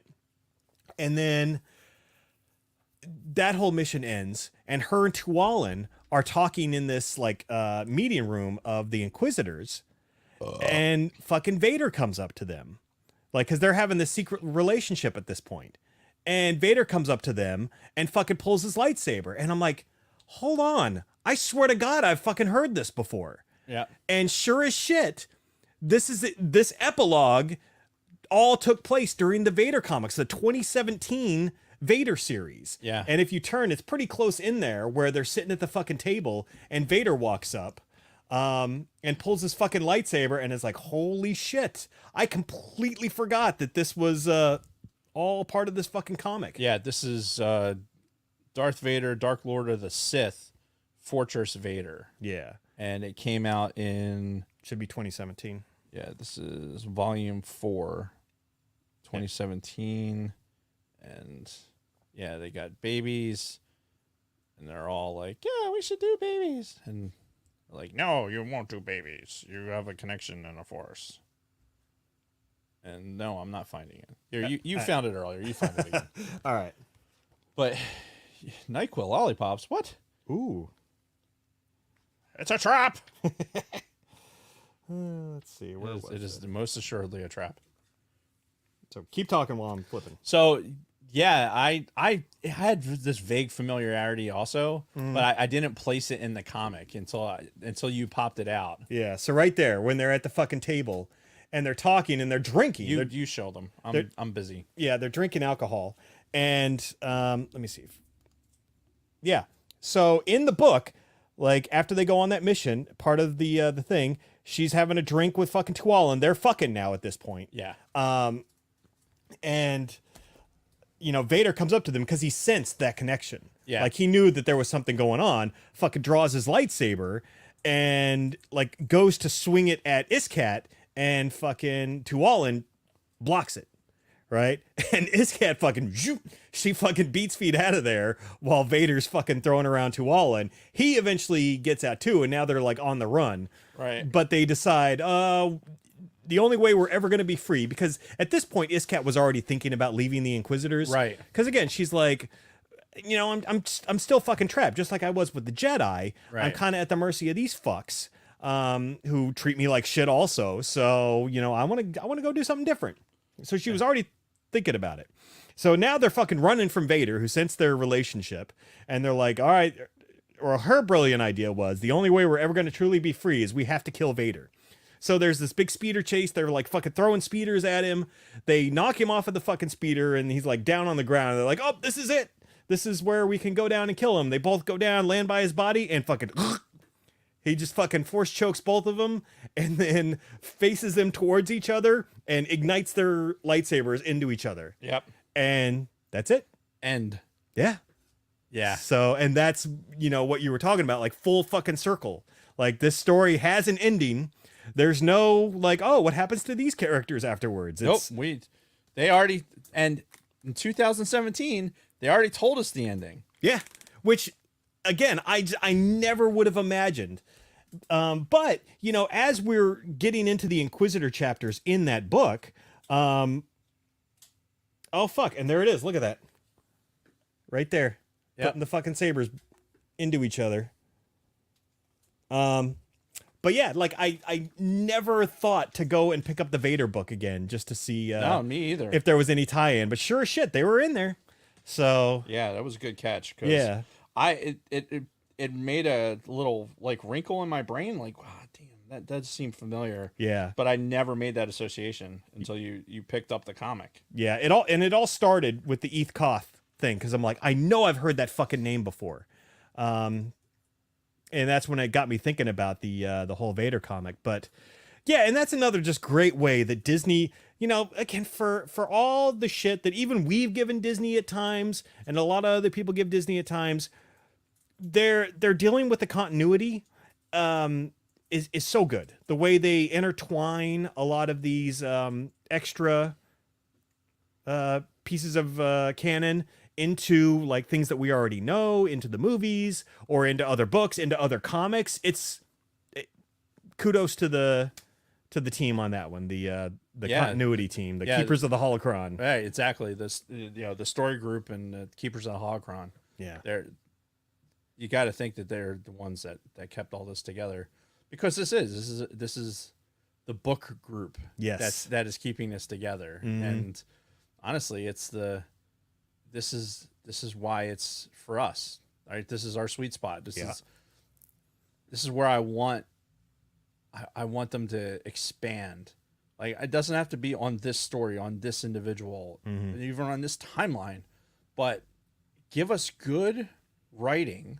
Yep. Give us good stories that don't have to fuck with the Skywalker timeline at all. Yeah. Yeah. Like it doesn't. You can write stories about what's going on, like, and not affect anything that's happening in the canon. Right. Case in point, this book exactly. This, even though it intertwined with a lot of the stories, especially during the Clone Wars, it didn't affect anything. It didn't. No. It didn't cause any ripples in canon, and that's really what's important. No, it is. It's the. I hope. My hope is that we can see more of this. Yeah. Because I would love to get to a point where we can have another pile of the sacred texts and The sacred Jedi pops. Oh, whoops. The sacred Jedi text. and just we can just have novels to enjoy while we're waiting for the next Star Wars content to come out. And I think this was a great lead into Ahsoka because we know we're getting at least one Inquisitor in Ahsoka too. So. But yeah, And we have the Inquisitor involvement in Jedi Survivor. I mean, there's another, here's a story that we didn't get a chance to talk about because power outage last week. But when we get to sit down and talk about Jedi Survivor, again, we have a story that I want to see where this story goes. Mm-hmm. And although the book that was in between it was not No. great, but.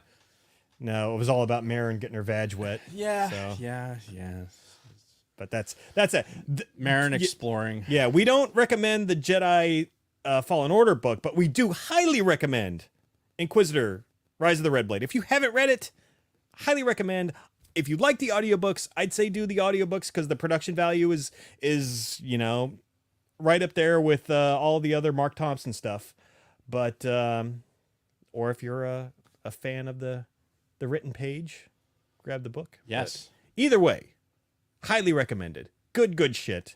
Great addition to Star Wars canon. The end. The end. So I think somebody wants to make an appearance who hasn't it's been here in a while. It's been a little while. So that being said, Miss Lopez. Hey, there she is. Hey. Wow, long time no see. It's been a few weeks. I don't know if I can even do it. Oh, okay, there we go. Oh, that didn't take long. No, it's sometimes you need practice. Oh, And do you? I got no practice, so so Well, I have to go into this cold. Oh, okay. Well, It's not necessarily the best way. well, hopefully it works out for you. Yeah, it's So- gonna be great. So I'll be curious to see how this goes. Yeah, it's gonna be great. So you got anything to say before we get into the Do I? the reads? Maybe I don't remember. I mean, the propaganda is strong again with the escape pod guys. yeah. It's like they always find new ways to impress me with their incriminating photos. yeah, my face has been on a lot of things. Yeah. Yeah, it's pretty interesting. It's interesting is Interesting is a word. Yeah, yeah. Oh fuck. It's very creative. I meant to take my pill like an hour ago. God damn it. Ah, damn it, Reggie Ray. I know. All right, go ahead with your reads.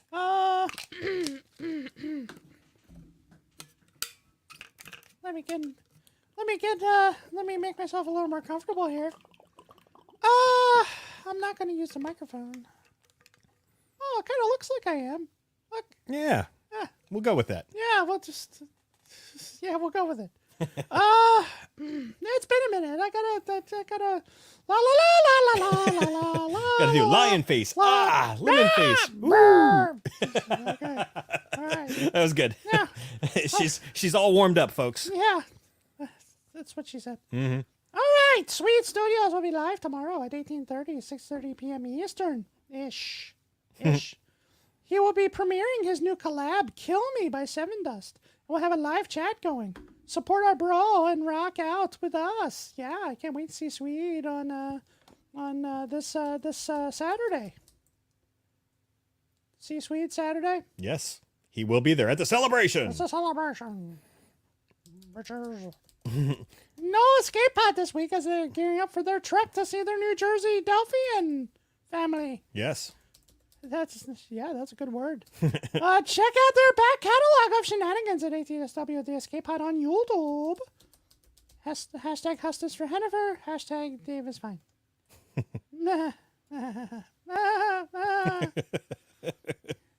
User Beals will be discussing Mrs. Doubtfire on Sunday. Are you okay? Hello! It's a drive-by fruiting. Yes. What a great movie. Yeah. Ah, It was fun. one of Robin Williams' best. It was a fun movie. Just her being the character. The rest of him being the character. Yeah, the mushy parts I could do without, but just Mrs. Doubtfire being Mrs. Doubtfire. There's some funny bits there. Okay.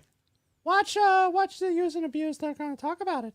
Join Scott, Kim, and Nicole at 2000 8 p.m. Eastern on YouTube. Are you not a fan of the Mrs. Doubtfire? I mean, it was fine. It was. I wouldn't call it a favorite of mine, but I mean, it was okay. Yeah, it was funny though. Yeah, I guess. It was funny, Jason. Sure. I mean, I Just think. fucking go with it. What is wrong with you? No, I think Robin Williams had better movies. Oh yeah. So I don't know. mean, It was there just. It Patch was. Adams. I never saw that.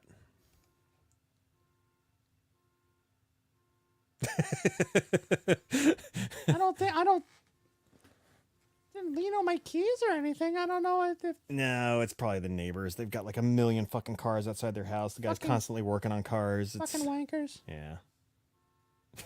I'm sure Kristen will say if it's Yeah, my car. I'm sure it's not one of us. No? Yeah. It sounds Okay. like it's coming from that direction. Yeah, sure. Where were we?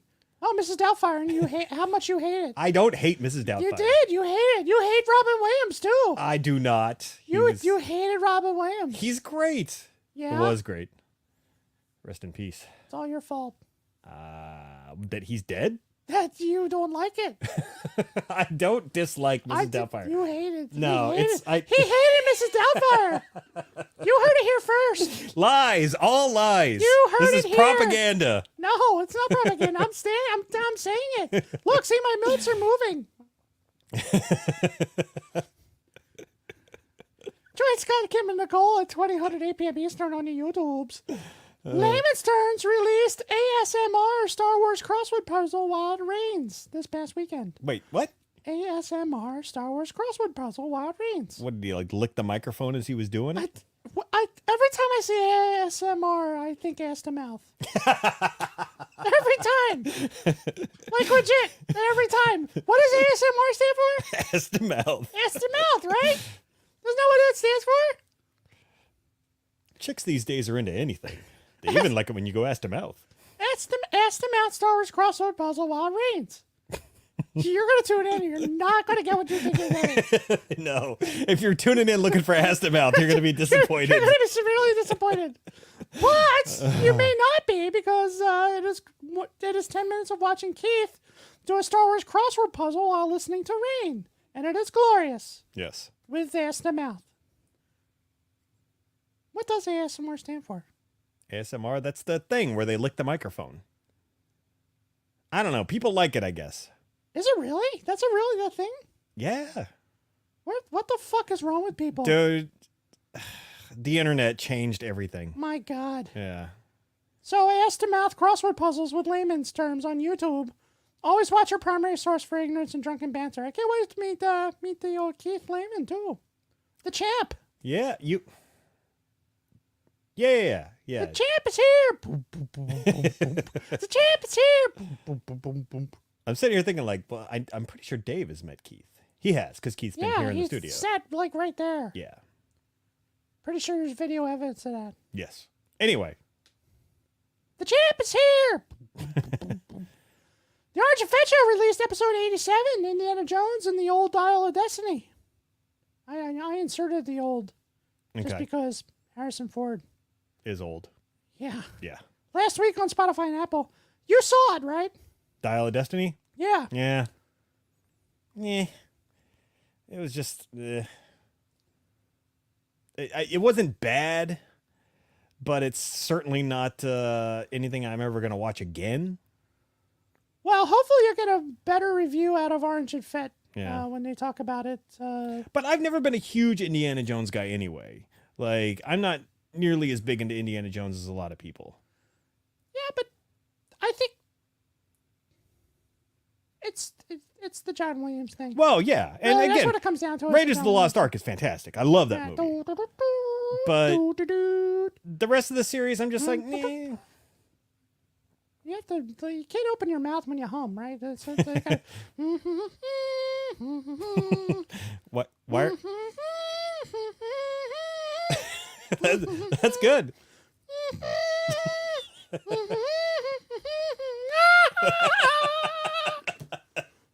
Are you okay? It's getting a little hot in here. Yeah. All right, you ready? You can find us at bio.link/the Sidebar Cantina, where you can find our links to Patreon, YouTube, our audio podcast on Apple. I do not like where this is going. This and is Spotify. And that is not what ASMR stands for. And all social media platforms, including X, the artist formerly known as Twitter, Instagram, and Facebook. Twitch, which isn't used much, and TikTok, where LG posts funny clips of the show and video gaming clips. You can also find all of our Spotify music mixtapes, mixtape playlists, because music is life, and you know this. What am I looking at? I'm just going to stare straight up. Why not? Because reasons. Our Discord community is growing. Oh, that's what she said. Yeah, it is. That is what she said. Right there. It says it right there. LG, post the Discord link. Leave your drum at the door and come hang out with us there. Also in our bio link is our TeePublic merch shop. We have our F Cancer and Jason Rose designs. I saw some F Cancers in the chat earlier, so fuck cancer. Yeah. Yeah. Well, A continuing theme that we'll have throughout the course of this show. Fuck cancer. Yep. F Cancer, Jason Ross Designs, Super Sexy Twi'lek, Sidebar Chick, and Beloved Hennifer Designs, that's me. And a couple from a Gen X point of view throwbacks. There are t-shirts, hoodies, tote bags, phone cases, exclusive stickers, pins, wallet, magnets, notebook, laptop cases, pillows. Pillows! Just about everything you can imagine. Where's the pillow? Where is it? Where is it? Oh, it's in the house. What? Why? Kristen moved it into the house. I don't know why. Jason? I didn't touch it. Why is it in the house, Jason? I didn't touch it. Oh, I bet you didn't. You didn't touch it with your hands. I didn't touch it with anything. Yeah, because you had plastic on it, right? Is that to protect it? Kristen put the plastic on it. That was all a big gag. Well, she knows how messy you are. I am not engaging in this conversation. I refuse. So put plastic on your pillow before you fuck it. Little pillows and just about anything you can imagine. Yeah. Make sure you tag us on socials with your Sidebar merch, please, not with dick in it.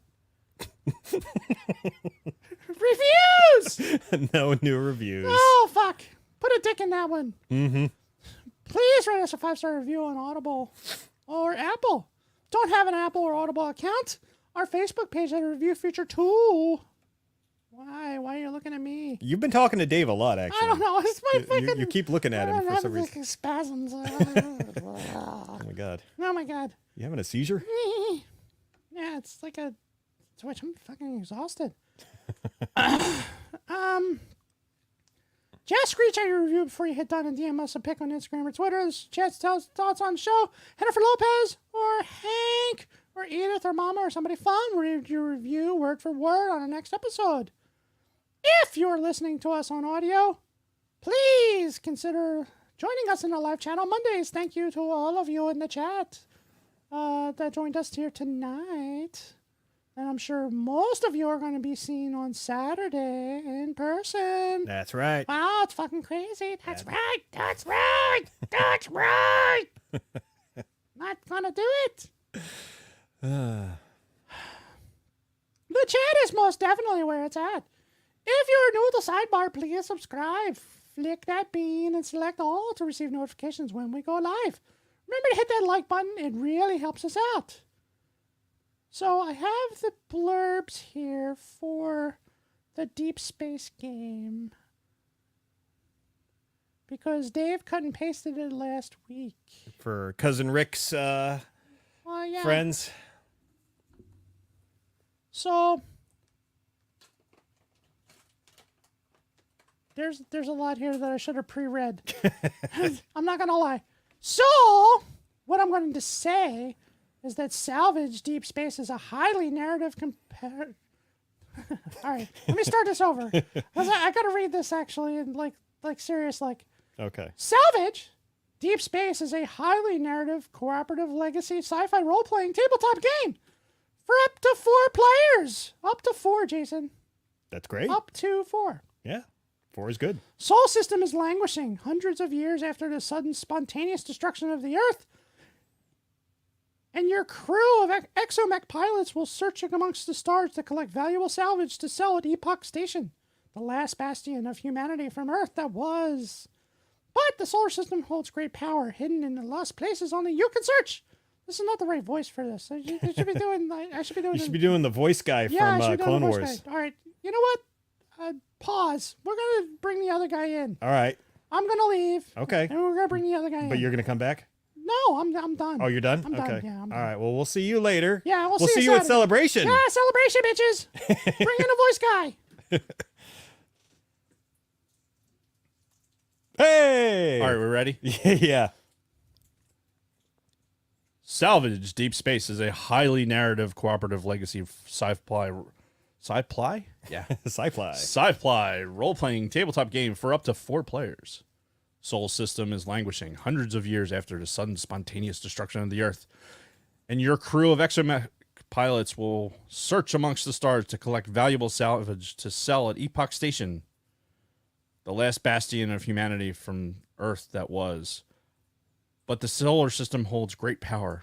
Hidden in the lost places only you can search. And once you discover the spark, it will awaken not only the forgotten powers of your salvage suits, but also a precarious plot with your characters at the center of the story. So,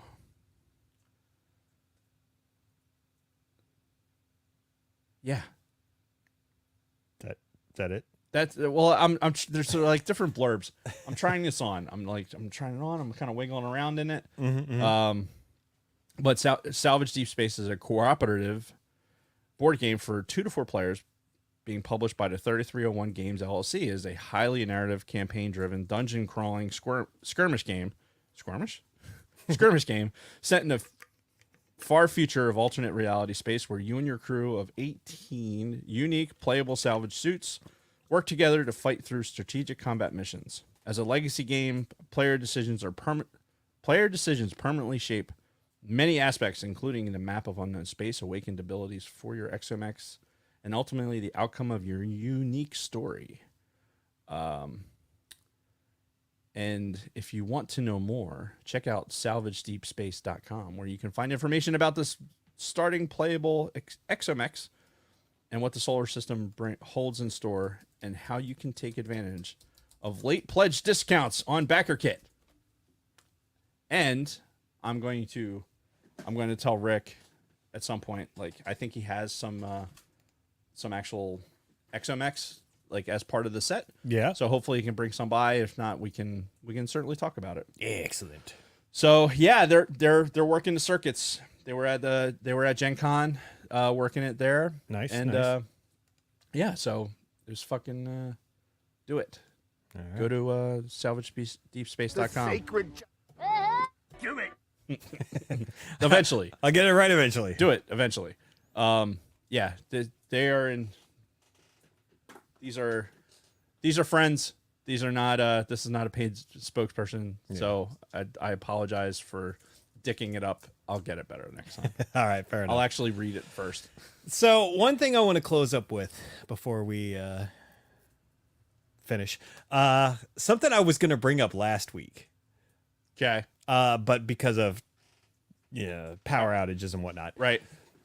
Do you know what would be happening normally this time of year right now? Like this first week of August? Yeah. Uh-huh. Normally, this is the time of the year where I bring on the Oktoberfest beers. Uh-huh. And then Dave goes on his rant about the end of summer. Uh-huh. And because I'm not drinking anymore, we didn't get to have that conversation. Well, I'll tell you, the bitch of the end of summer still draws nigher. And there's a thing on the calendar that's happening that I'm like super excited about, but it signifies also the end of summer.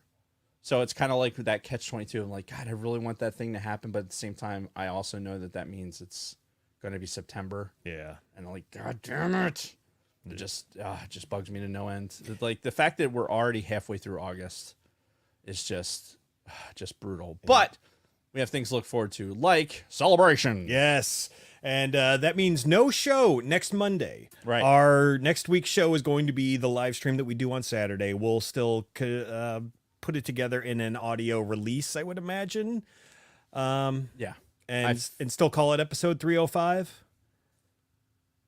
Yes? Well, we're going to call this one 305. No, this is 304. This 304. Yeah. Yes, it is 304. So I then should put out part of 303.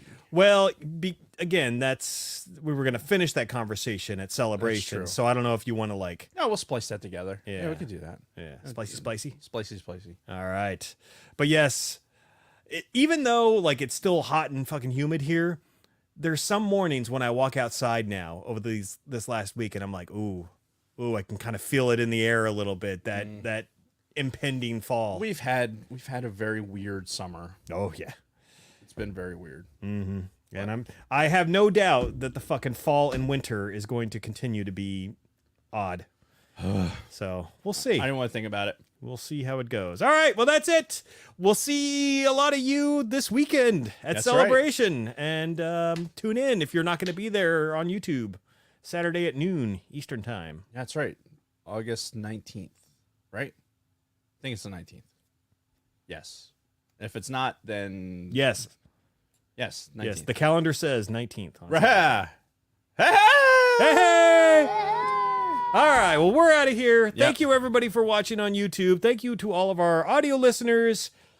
We love you all, and especially thank you to all of our patrons.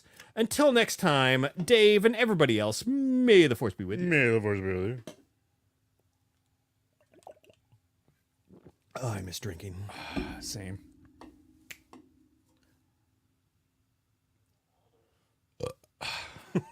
Okay, now what do I click? All right. I was going to try and do it as Dale, but I don't have a good Dale. Yeah. After all those years, you never made a Dale? Daniel, it's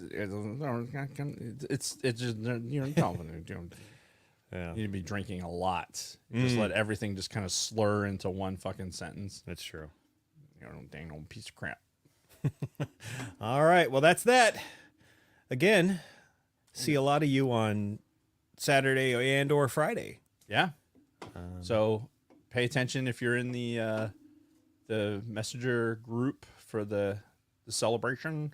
Yep. I'll be posting some sort of schedule update for what it's going to look like here over in the next couple days, and yeah, we'll do it. Yeah, and for those of you that don't have to have a security clearance, New Jersey is one of those legalized states. Look outside. Everyone will be outside. Yeah, it's fine. The gazebo's finished. It's going to be fine. So, anywho, that's that. We're going to go. Yes, we have to go. And we'll see you all soon. Bye. Goodbye.